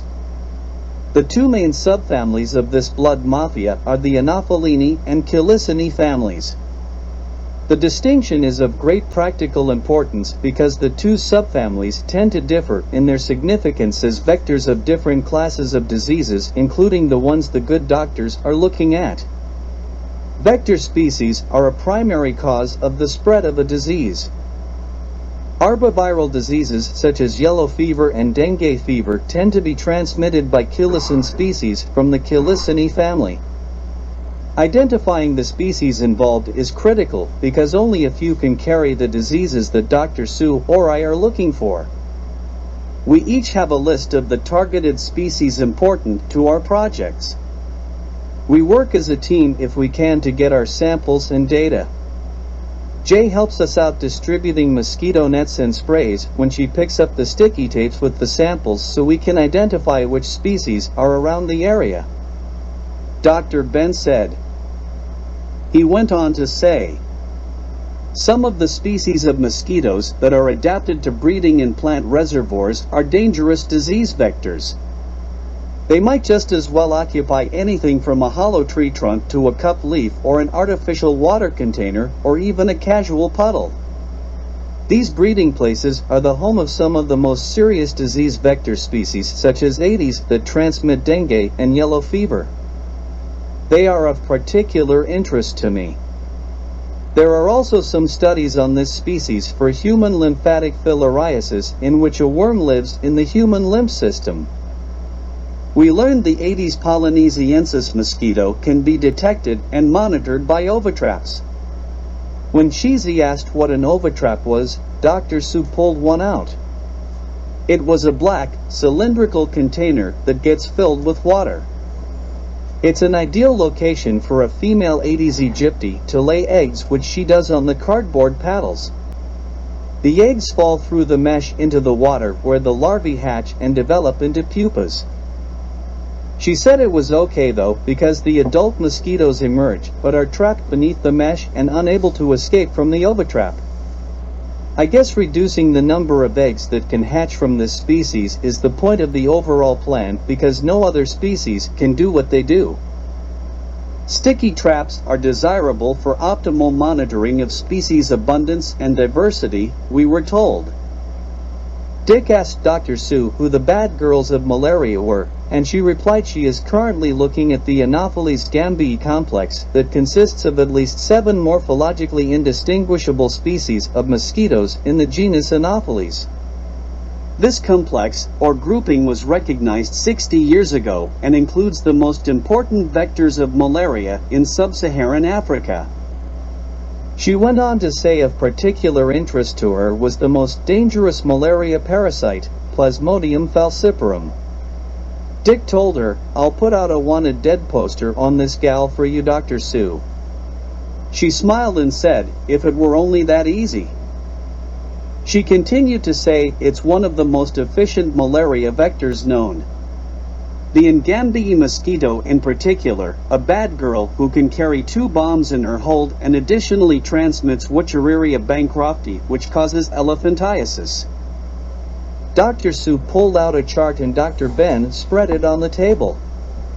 Dr. Ben told us, the complex of Ngambi consists of 8 of the worst mosquitoes that you will ever meet in any dark alley of your dreams. Even Cthulhu dreams of these girls. You will recognize their names by the common moniker of Anopheles, but they each have a second name. Anopheles arabiensis, Anopheles blombi, Anopheles melas, Anopheles merus, Anopheles quadriannulatus, Anopheles gambiicensa stricto, Anopheles colutzii, Anopheles amhericus. And the news continued to get grimmer, because the Anopheles gambi is currently in a state of diverging into 2 different species. It's undergoing speciation into the M. opti and S. evana molecular forms or strains of the same mosquito species. They may have improved and become a stronger vector or show more resistance. This is the type of biology I was interested in, but I could see many years of study lay between now and then.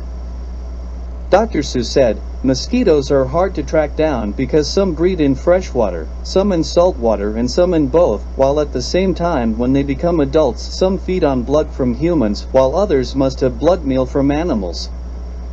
You really have to know which ones you are looking for. Mosquitoes that breed and feed in remote wetlands and salt marshes may well remain uninfected if they don't happen to encounter the infections or have humans to bite. Dr. Ben added that these areas were an opportunity to get control samples of unaffected mosquitoes from targeted species for benchmark blood and saliva samples for DNA research. He said, there is a risk, because these areas are very remote and extremely difficult to get to. WAMLU and J are a big help there too.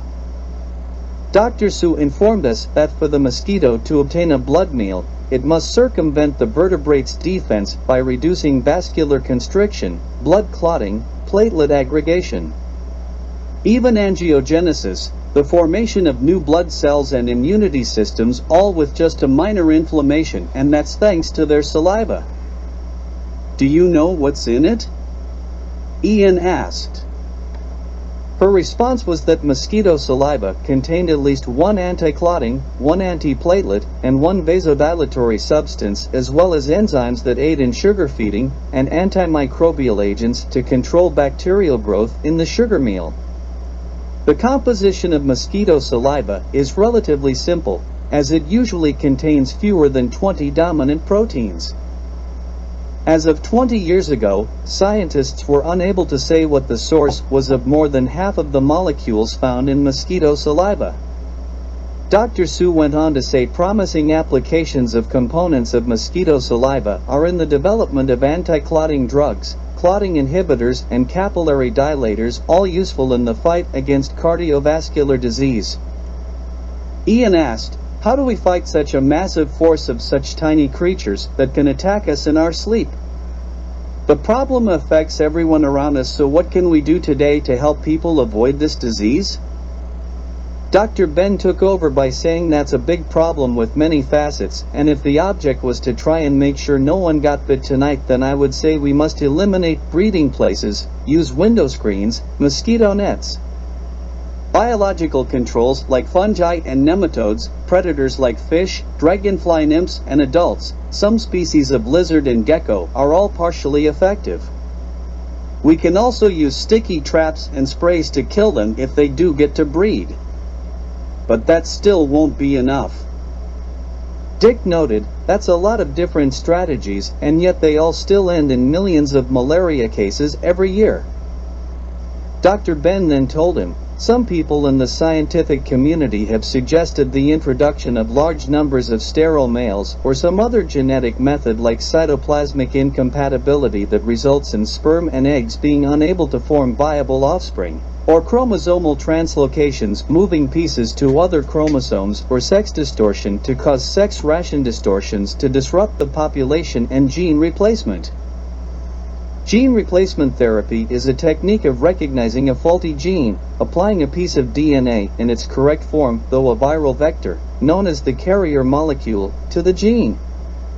That overrides the identified faulty gene with the corrected copy. My favorite of all to control these disease-carrying bad girls of the insect world may be to eradicate them totally. At that moment, I think I had my epiphany. Gene drives, is that like playing God or just saving millions of lives? Is that doing good without doing bad to something else? We shall see, I thought, not knowing how right I was. Cheesy asked Dr. Sue how malaria affected humans. She said malaria comes with fever and influenza-like symptoms, like chills, headache, myalgias, and malaise.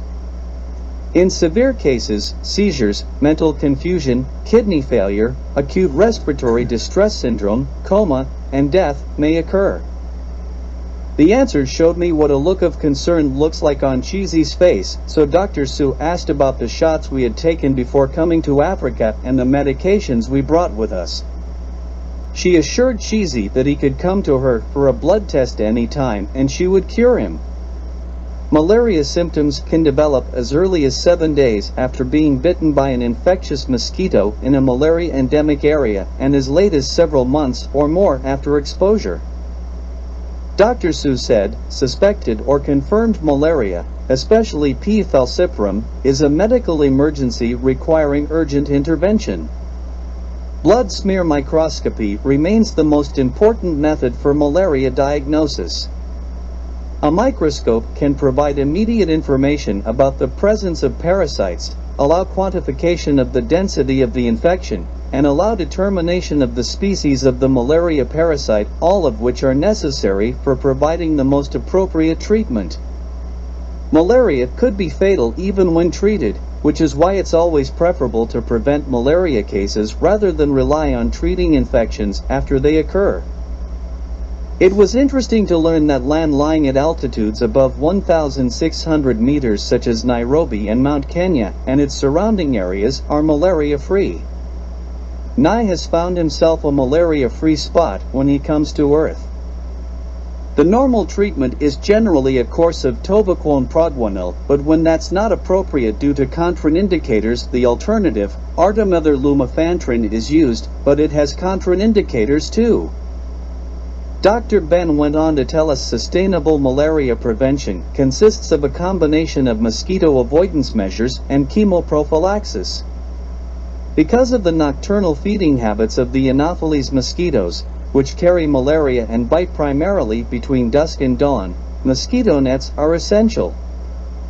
Ian said, people should avoid mosquitoes if they can by remaining in well-screened areas, sleeping under insecticide-treated mosquito nets, use an effective insecticide spray, and wear clothes that cover most of their body.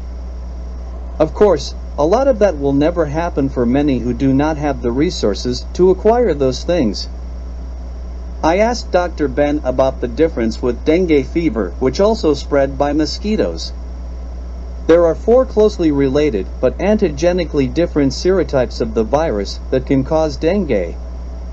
Dengue fever is just the first level because dengue has a wide spectrum of infection outcomes from asymptomatic to symptomatic. Symptomatic illness can vary from dengue fever to the more serious dengue hemorrhagic fever. Dengue hemorrhagic fever is a more severe form, seen only in a small proportion of those infected. Dengue shock syndrome is a dangerous complication of a dengue infection and is associated with high mortality. Severe dengue occurs as a result of a secondary infection with a different virus serotype. Increased vascular permeability, together with myocardial dysfunction and dehydration, contribute to the development of shock ending in multi-organ failure. He told us. We thanked them for taking the time to explain their projects to us, and I asked if we could touch base with them over our visit, and they were happy for the interest. I told Dr. Ben it was hard to believe you could extract blood or saliva from something so small. He replied, I eat lots of carrots. The last bungalow in this group was the administration hut located next to the parking area where we had received our initiation. Jay, Jeffrey, and their family worked and conducted estate business in this building along with Kim's poaching office. Wamuyu, Jay's mother, took us on excursions around the estate in her role as field assistant. She had an amazing understanding of the environment and how it suited both animals and plants throughout the annual changes. Cheesy finally had the courage to call her Big Wham and waited to see what her response was. She broke out in hysterical laughter and said it was perfect except it better not be because she likes to eat too many sweets. Jeffrey had a few computers on his desk and a table next to it. This was the camp file server and Wi-Fi setup. I looked at Cheesy and could see this needed his touch. We could see a ramp up was coming and Cheesy knew they were going to need some improvement and direction. Jeffrey told us this was where he managed the remote camera locations they used. It was their first line of defense against poaching. Kim or Jeffrey travel out to each of the camera sites and pick up a disc that he brings back for everyone to look through. Big Wham told us, Kim says he needs better information quicker and to find out the next morning something happened in the dark would be too late. She added that she reviews every image to look for species that they are waiting to arrive this year or getting ready to leave. Wham spends a great deal of her time helping with this task so she can add to her book. This work has helped her build the best book in her school out of all grades. Cheesy told her he would send her a tablet so she could take it with her in the field and capture video and images right into her book and edit it on site. Even record and add sound. Cheesy also offered to spend time with Jeffrey to improve systems a bit and suggested some new hardware and software updates. He told Jeffrey in front of Ian, maybe we can slip a hand in Ian's pocket when he isn't looking, and Ian replied, it's Sir Malcolm's pocket you best reach into.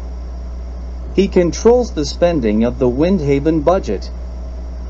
Over the next few weeks, we integrated into life at Windhaven, which revolved around the lab requirements and the collections of specimens or maintenance of observation areas. Cheesy spent time with Jeffrey improving the computer system and Dick went with Wham to pick up camera discs and worked on a project with Dr. Sue. We took a trip around Windhaven visiting the 5 campsites that were used when personnel went out in the field on the estate. Occasionally Ian's father had visitors that used these camps for a few weeks at a time when they visited Africa. Ian, Jay, Cheesy, Sandy and I spent a week with Sir Malcolm traveling the estate.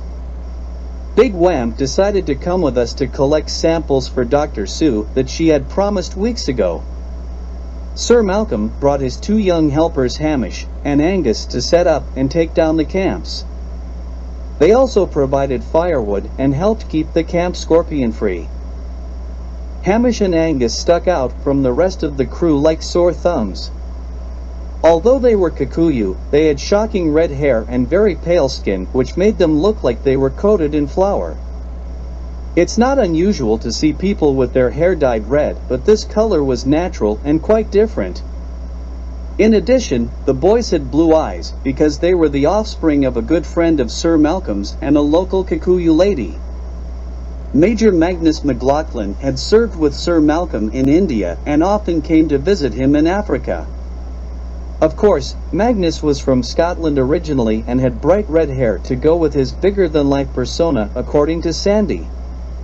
Even the elephants turned and ran when they heard him coming. The boys have his laugh. Our first camp was on the western side of the estate. Dry riverbeds seemed to be everywhere. Sir Malcolm told us that after the rains the rivers flow into the Tana River but eventually dry up. He's installed solar water pumps along the route to pump whatever water is available underground into the riverbed. They only form small ponds that dry up eventually, but they extended the season for animals as long as the water holds. He told us, you can see the difference in habitat inside and outside of the riverbed. Big Wham told us the sycamore fig, known locally as the magumo tree, is valued for its strength and vitality by the Kikuyu. They say it is the only pathway for communication with Nai.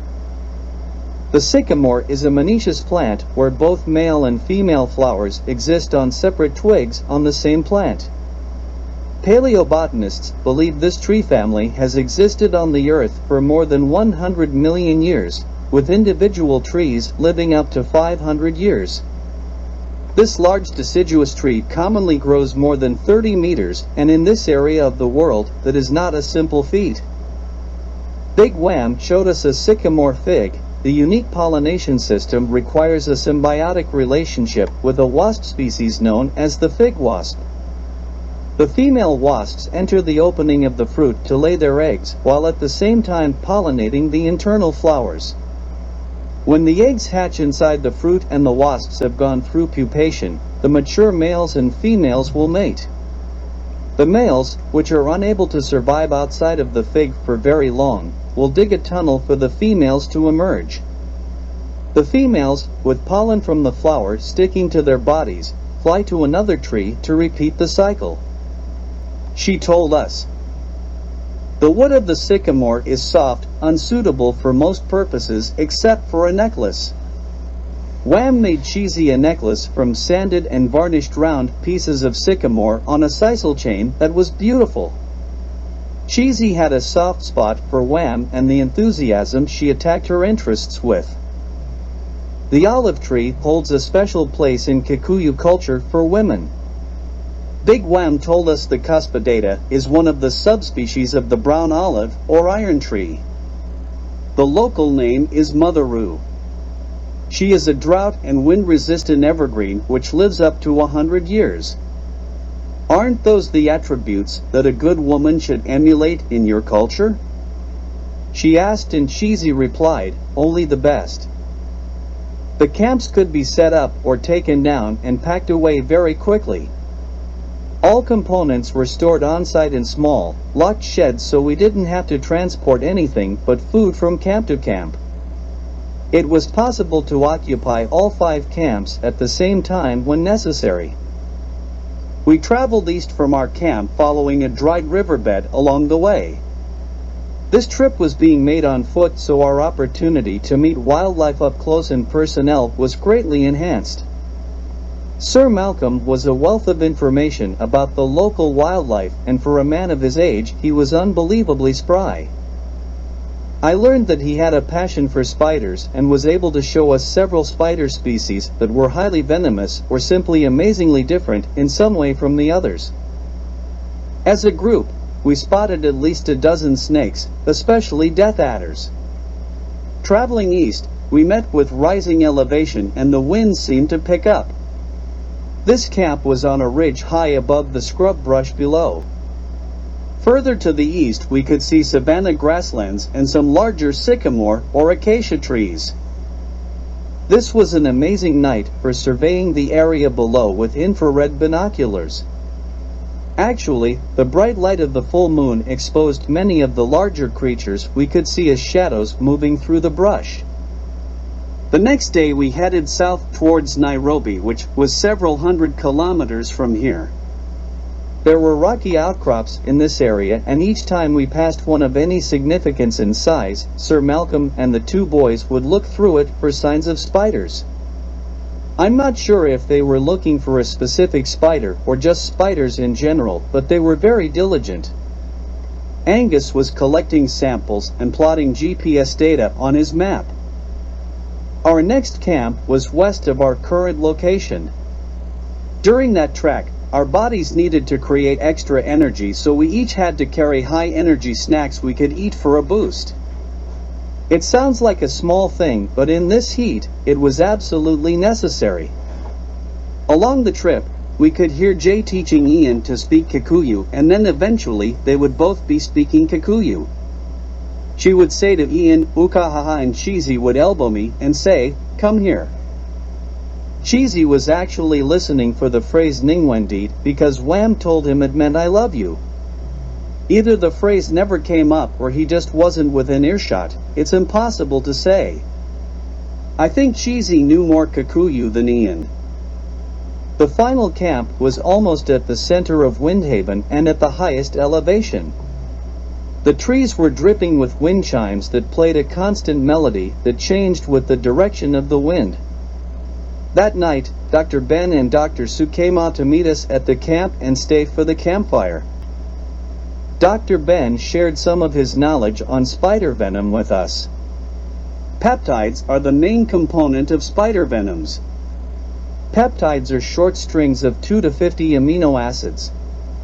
Amino acids are used to build proteins, but proteins contain more acids. Peptides may be easier for the body to absorb, being smaller and simpler. Spider venom is 25% polypeptides by weight, with some individual venoms harboring up to 1,000 different peptides. Some contain linear, cytolytic peptides that have necrotic effects. Cheesy asked, "What are linear cytolytic peptides, Dr. Ben?" To which he replied, "In the venom of spiders, linear peptides represent a group of membrane-active substances that contribute considerably to the killing power of spider venom. They work with the neurotoxic components of the venom as well as aiding in the external digestion of the spider's prey.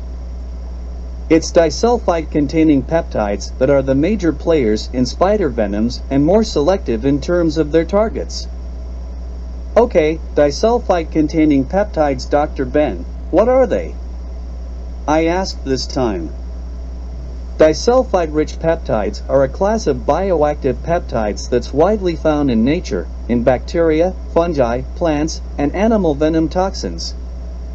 Bioactive peptides are organic substances formed by amino acids joined by covalent bonds known as peptide bonds. "That's 2 amino acids bonding?" I asked, and he replied, "Yes." Finally, the higher molecular weight components of venom include enzymes and larger proteins.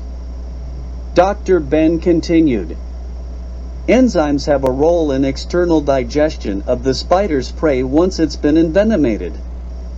Spiders have a variety of enzymes in their venom. High molecular weight proteins are fairly uncommon as toxic components of venom, with a notable exception, widow spiders, including the black widow spider herself. Her venom contains toxins called latrotoxins, which are neurotoxins that produce uncontrolled nerve depolarization, increasing intracellular calcium and stimulating uncontrolled exocytosis and release of neurotransmitters." Sandy asked, "Can you give us a simpler version of that, Dr. Ben?" And he said, "Neurotransmitters are chemical messengers in the body. Their job is to transmit signals from nerve cells to target cells. The target cells can be anywhere in the body." Cheesy interjected, "And the brain redirects them to the exact cell. Don't the Chinese study those connections?"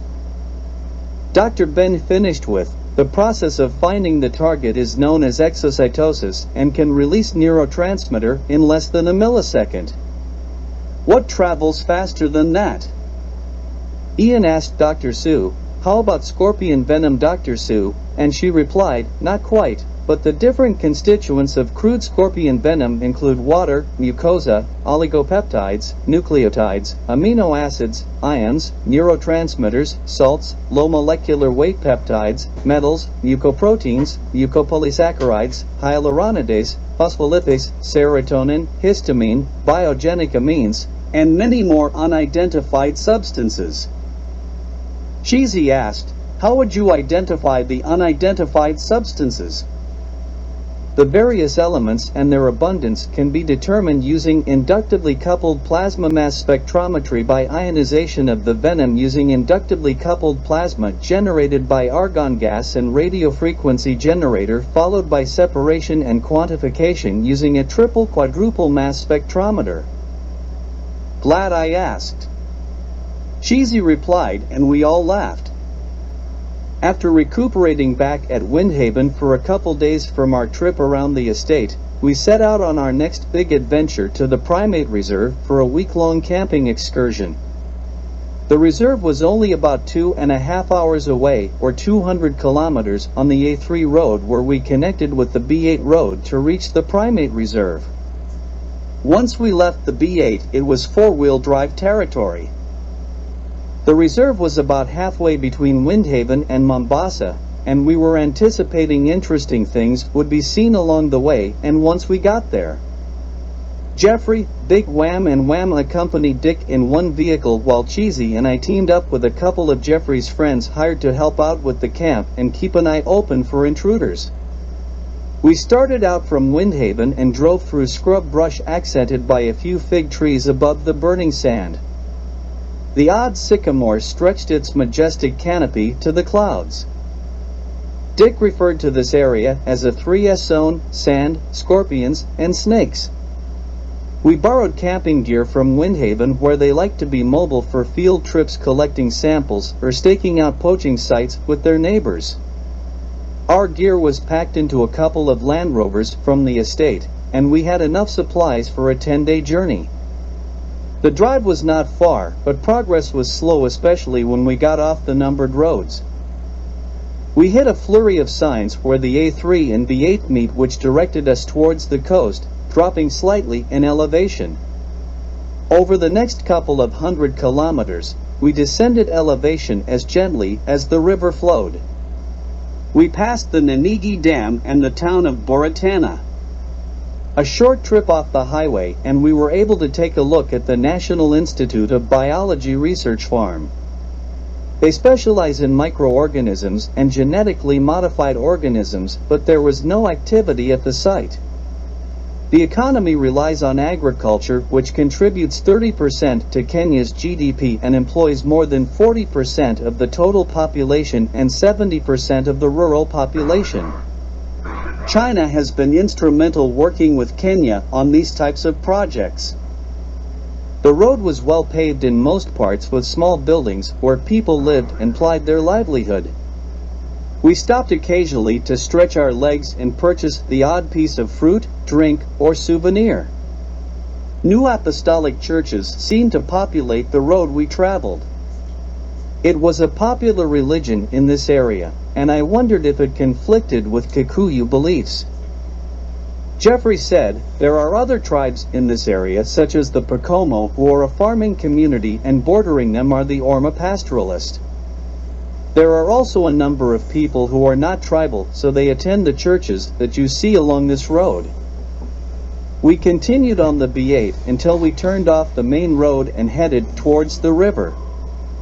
The forest was closing in on us, and the scrub had given way to the influence of the river. This was a totally different country all of a sudden, and I was beginning to feel claustrophobic.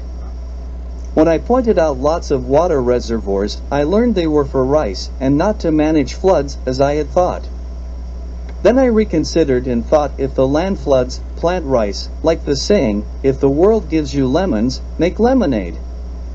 Too many people are trying to fit the square into the circle. It was a huge advantage to have Jeffrey, Wham and Big Wham treating us to a fountain of information, and we were able to find some of the most stunning sights and rarest animals which tourists just don't see.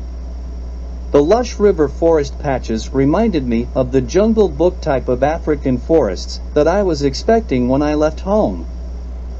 The Tana River cuts through dry woodland and open savanna as well.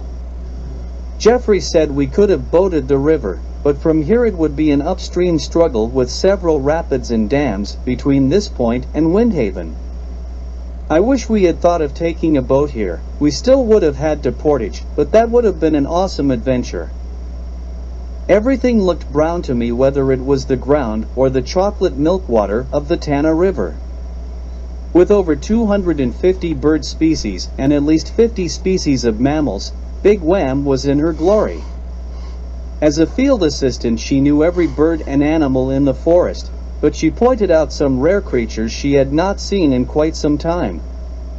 The white-winged opalese is extremely rare, as are the African open-bill stork, martial eagle, bat hawk, African pygmy falcon, African barred owlet, scaly babbler, black-bellied glossy starling, and golden pipit, none of which we came across unfortunately. Ian said, there are a lot of endangered or rare species today that used to be common in this area.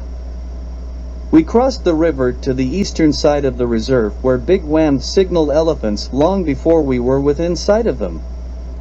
The African elephants here are the big tuskers, unlike the Indian elephants.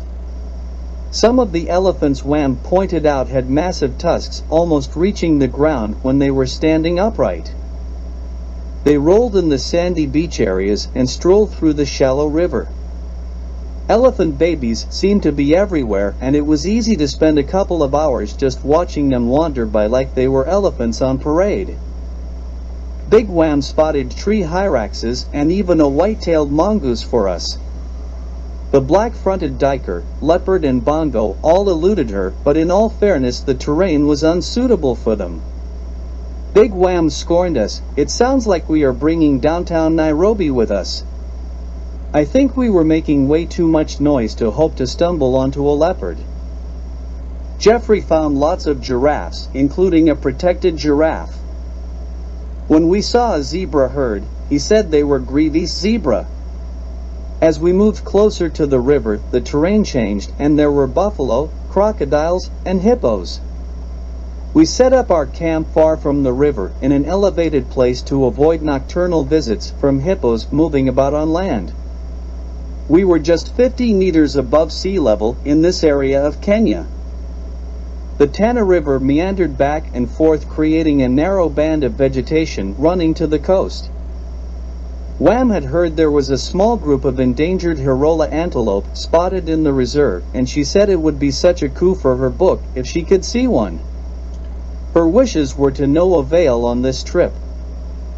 This area was home to the Pokomo people who farmed the banks of the river, mainly using the oxbows to grow rice immediately adjacent to the water, and maize further back from the river.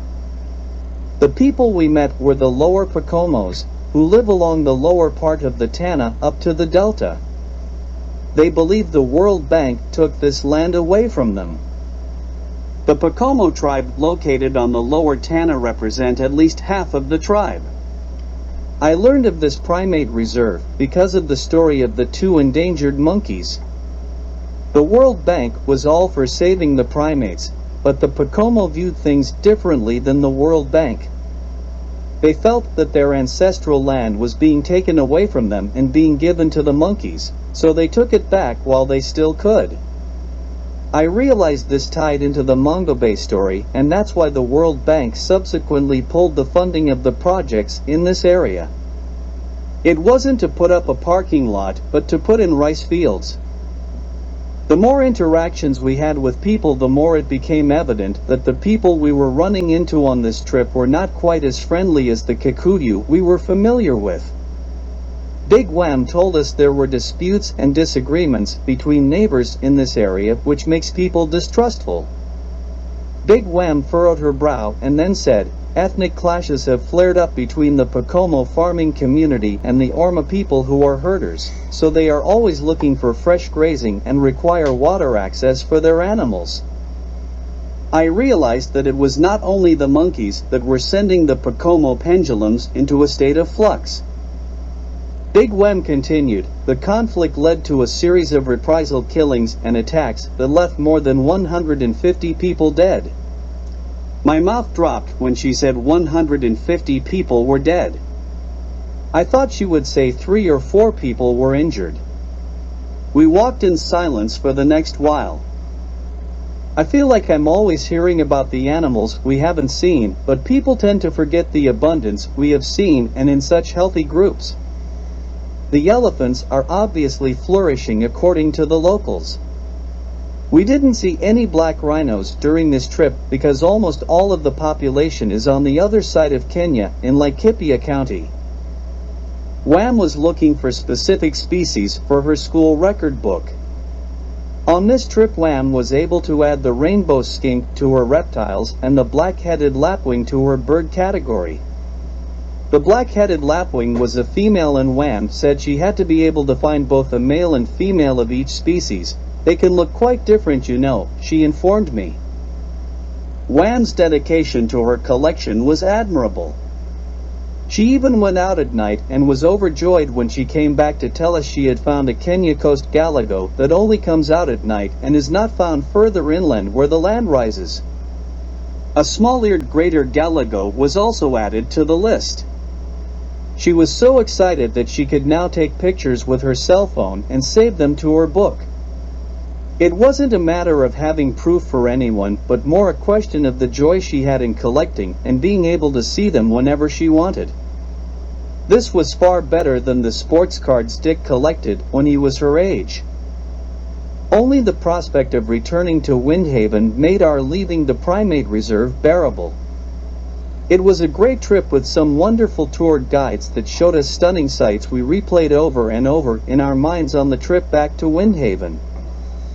We woke one morning shortly after getting back to camp with some extra excitement in the air. Today was the day we were going on Martin's balloon trip, so everyone scurried around to eat breakfast and get ready. Our trip to the airstrip was not as glorious as the first trip when we took the Silver Ghost. Ian had talked to Martin, who informed him the winds were just right and there was not a cloud in the sky. Martin prepared the 3 balloons Ian rented, and they were all wired for sound to allow communication between them. Martin had an operator in the balloons well versed with spotting the native wildlife. Cheesy, Jeffrey and I were in one balloon while Ian, Jay, and Big Wham were in another.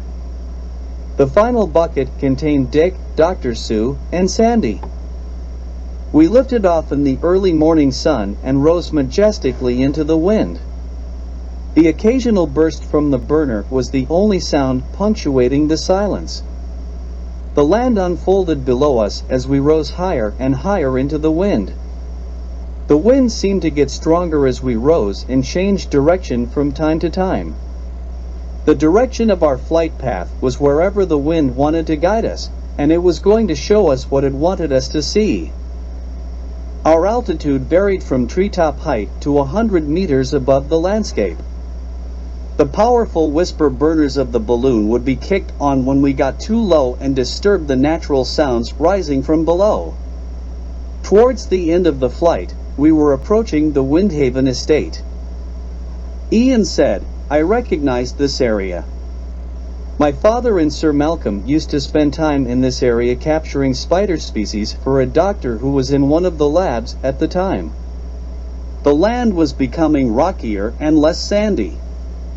Ian looked intently at the ground below, which was rockier than the surrounding area. Suddenly, I heard him over the intercom say, "Do you see that cave entrance down there? It's just past the clump of trees over towards the large mound of stone." Everyone scanned the landscape below, but the wind was blowing harder now, making us drift faster. Martin had to take us up because we had drifted too low. Unfortunately, nobody else saw the cave. Dotted between the scrub terrain, Big Wham spotted the heads of giraffes foraging from the top of trees, and even some elephants moving about their daily business. It was a wonderful experience that lasted over 2 hours until Cheesy asked, "How do we get back against the wind?" Martin replied that he had a ground crew following us who would take us back to the hangar and then pack up the balloons. Upon our return, we thanked Martin for the experience and headed back to Windhaven to plan our trip to Mount Kenya. Everyone was looking forward to the trip, and Cheesy said, "Perhaps Nye will cast some lightning and pay us a visit." To that Dr. Emily replied, "I hope to be there when he does come." The next week was spent at Windhaven with everyone contributing to the various labs and doing what we could to further their efforts. Cheesy created some software solutions for Dr. Ben and Jeffrey. For Dr. Ben, he created software that would allow him to track the data from the flight traps by species and season. Next year I'll add some tracking of infections if you can get data like the GPS location of each incident and whatever data you require. To which Dr. Ben replied, "This is going to help us a lot, Cheesy. Tracking the annual cycle should help develop a plan for prevention. In this world, lives can be saved." For Jeffrey and Big Wham, he created some internet software including a Windhaven homepage so they could publish their findings, images, and projects. Cheesy said, people will eventually be linked with live access to the cameras. We could have 24/7 monitoring for poaching. That would make Kim happy. But we will have to get some new cameras. Dick was spending a great deal of time with Dr. Sue, and nobody bothered to ask what they were working on. It seemed unnecessary. I spent time with Sandy and Sir Malcolm making trips out to various locations on the estate to check infrastructure like well pumps and watering troughs. Sandy was a good worker, and I worked hard to keep pace as we were heckled by Sir Malcolm, who regaled the abilities of the previous century British man versus us. It was an exciting morning the day we packed up the Land Rovers again, put together our touring party, and departed for Mount Kenya. Sir Malcolm and Kim stayed behind at Windhaven with Baby Goo. Jeffrey had been to Mount Kenya many times and climbed each route at least once. He suggested we take the Chogoria route and informed us the Chogoria route has the most breathtaking ascent to the summit. The walk beside the gorgeous valley is truly spectacular. Then he added, at least that's what the internet will tell you, and that normally this route takes 7 days, but we can do better than that because everyone here is fit.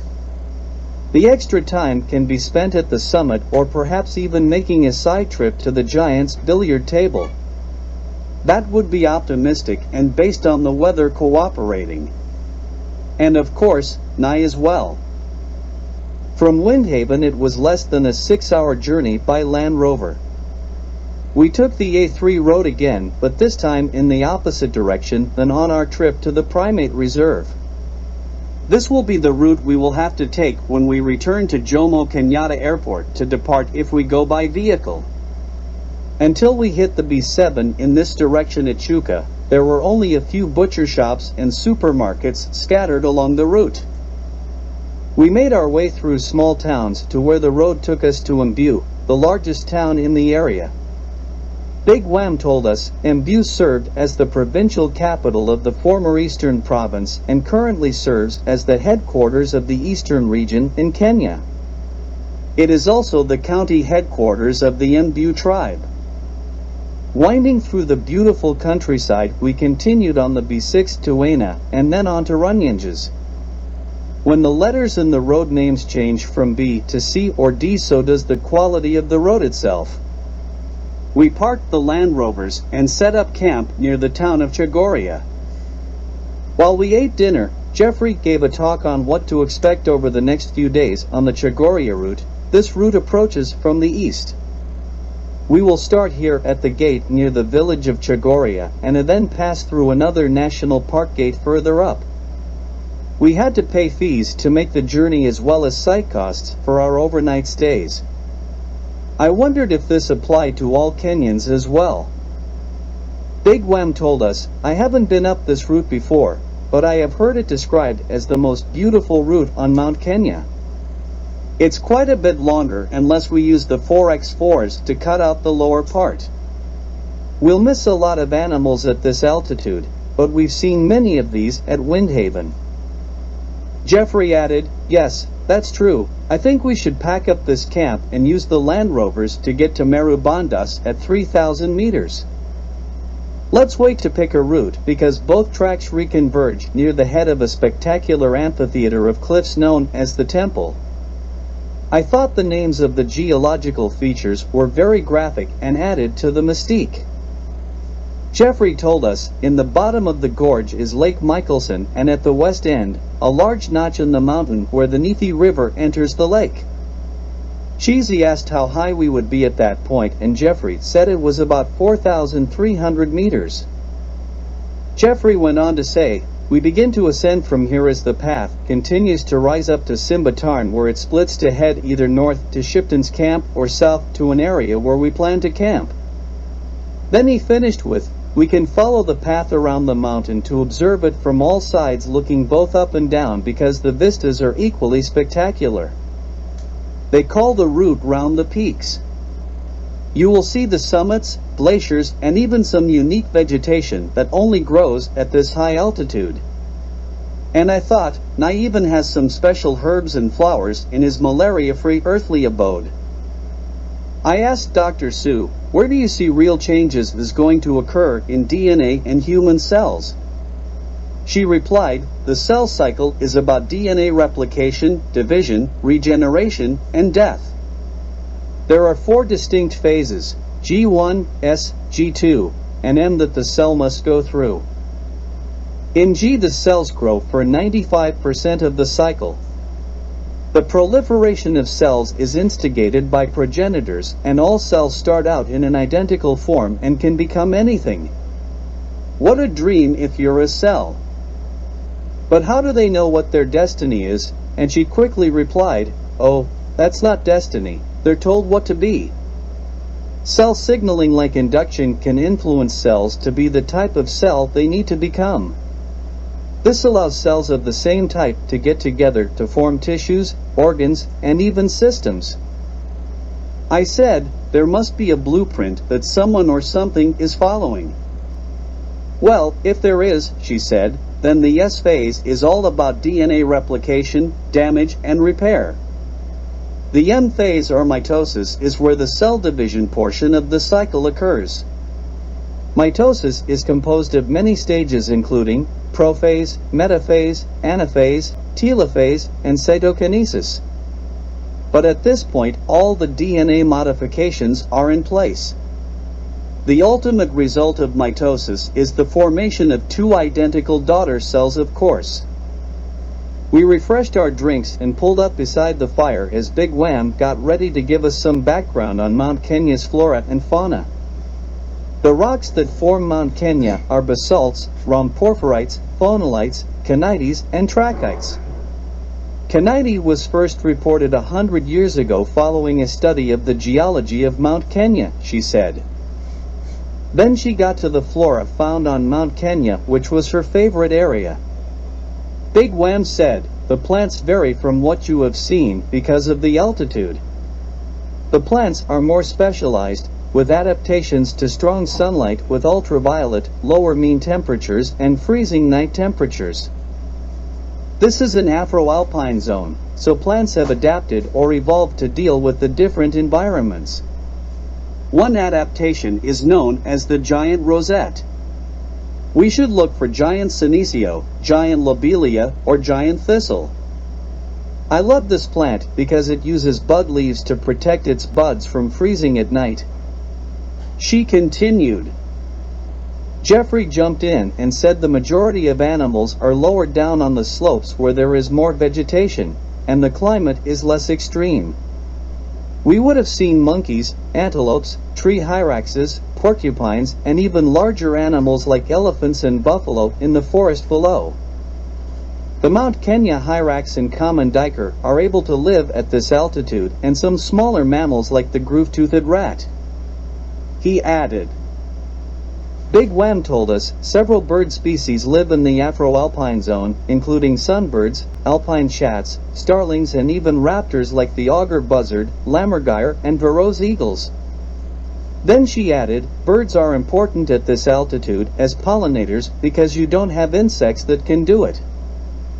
The sights we saw along the journey were inspiring, and we set up camp in some beautiful areas like Marubandas at 2,900 meters.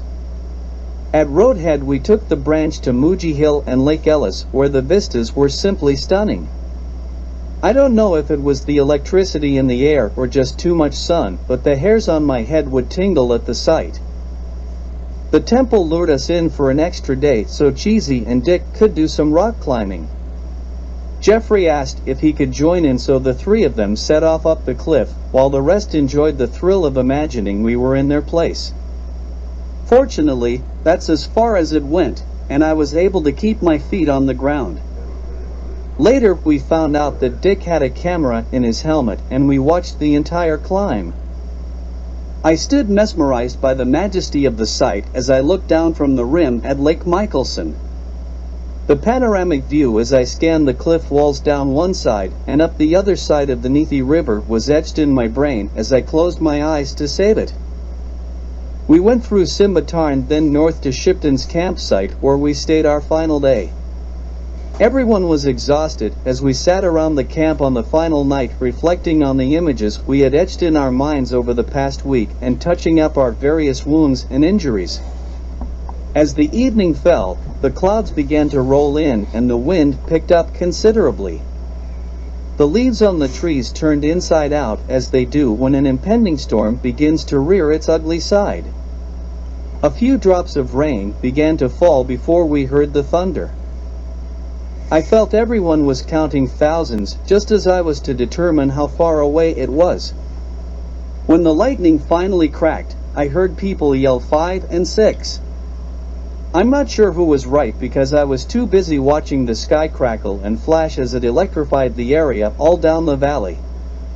The hair on my arms was standing on end when Dr. Emily said, "He's coming." We all waited as we watched the spectacular light show his entrance was making, but he never showed that night. Dr. Emily said, "I need some encouragement to show himself, or we need some help to be able to see him."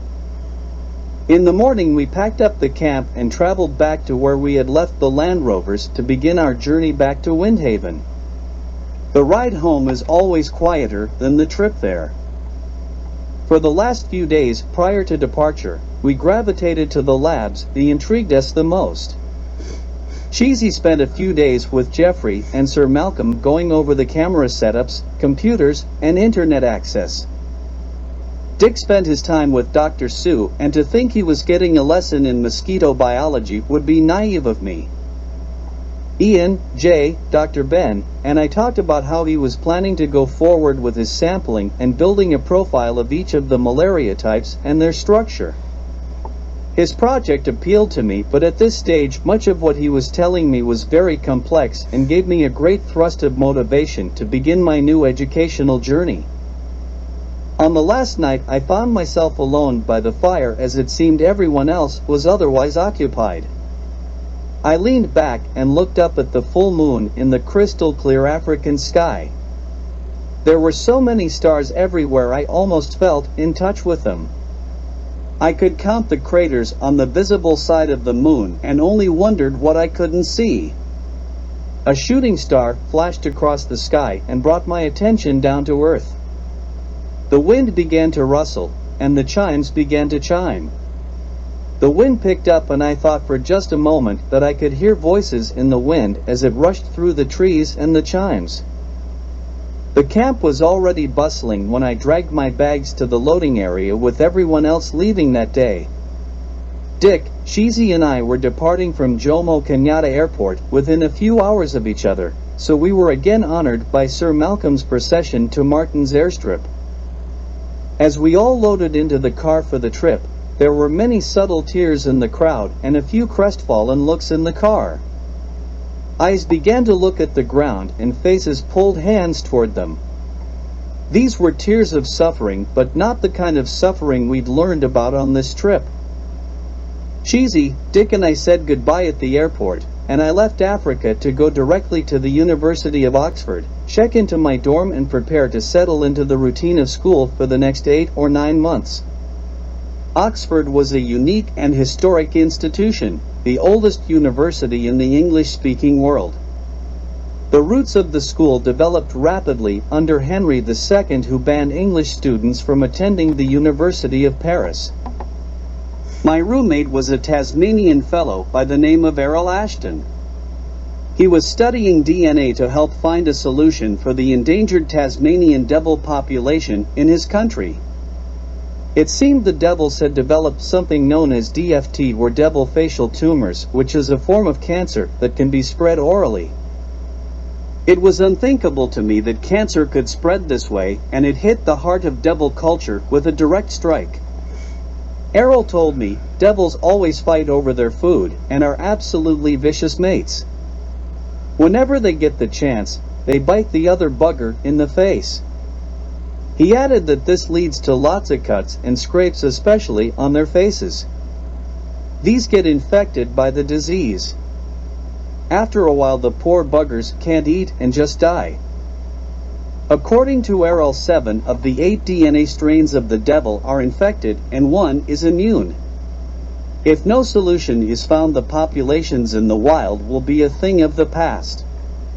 The government does have a site that holds animals with all 8 strains on a lifeboat reserve. Errol grew up in Tasmania with his mother Mary in the capital Hobart.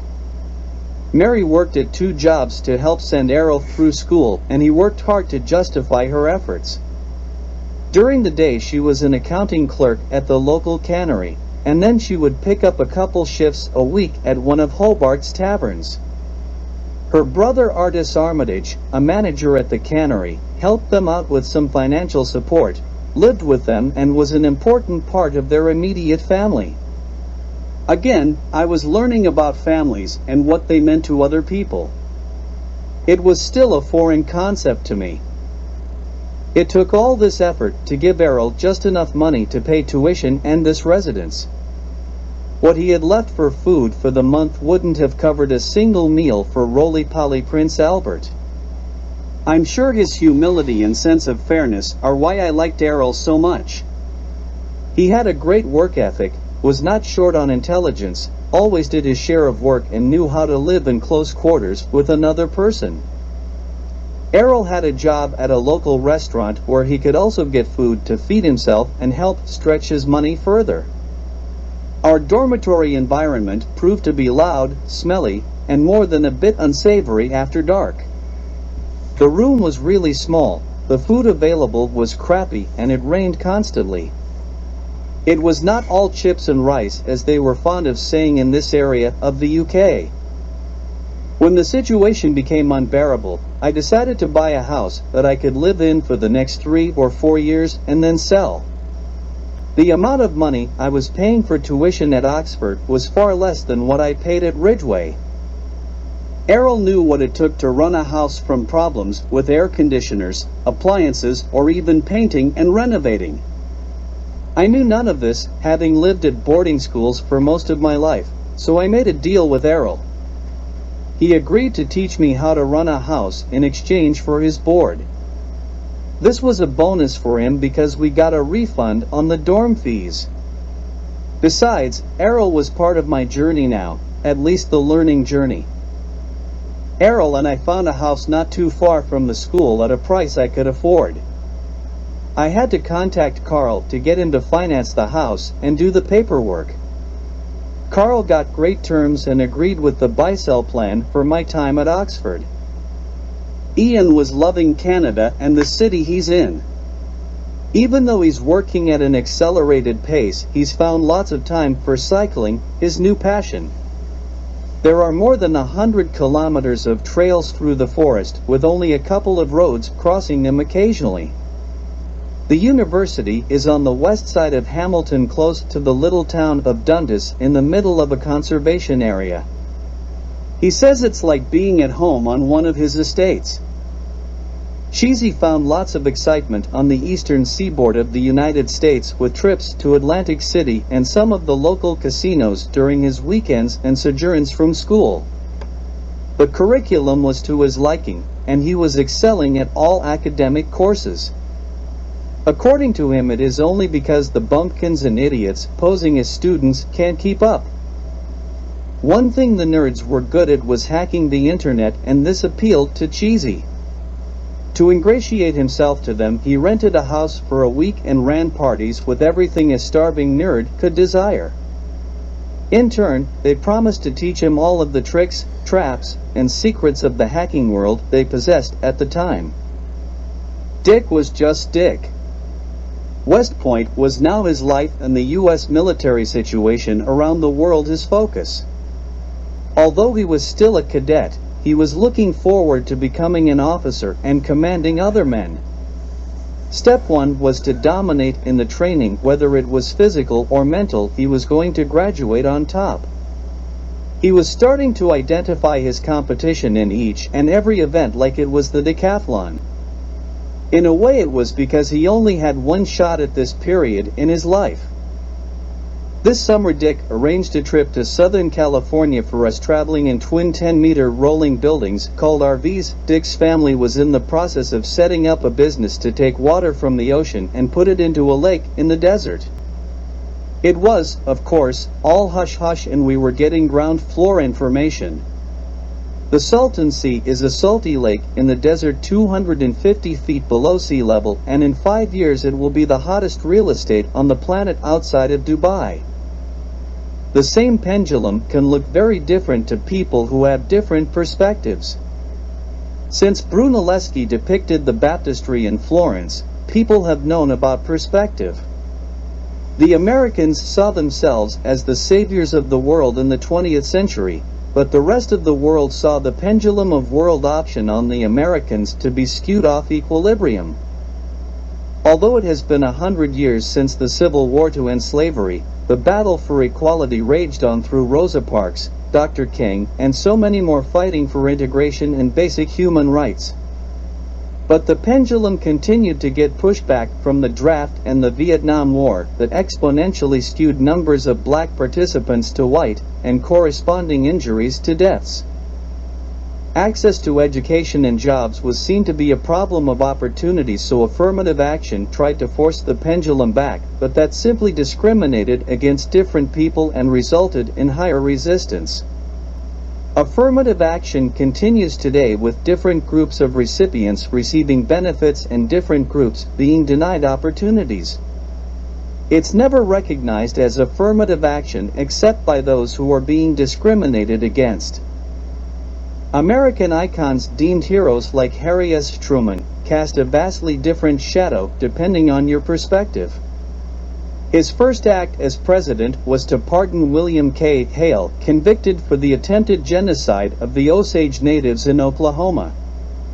Was there Osage money in Harry's campaign chest?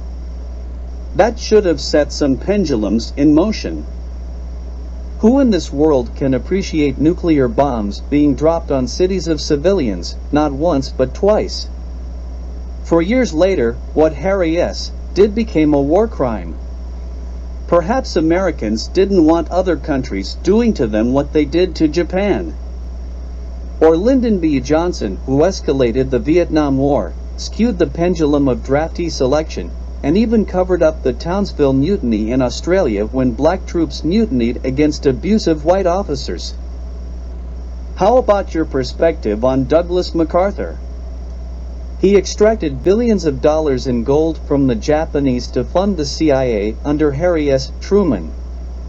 The Japanese interrogations at the end of World War II were not open to the world as Nuremberg was. Perhaps that's why people can identify dozens of German supervillains, but only a few Hollywood versions of Japanese supervillains. Some pendulums continue to be in flux and require more perspectives like Dr. King's to provide pushback if it's ever to reach equilibrium again.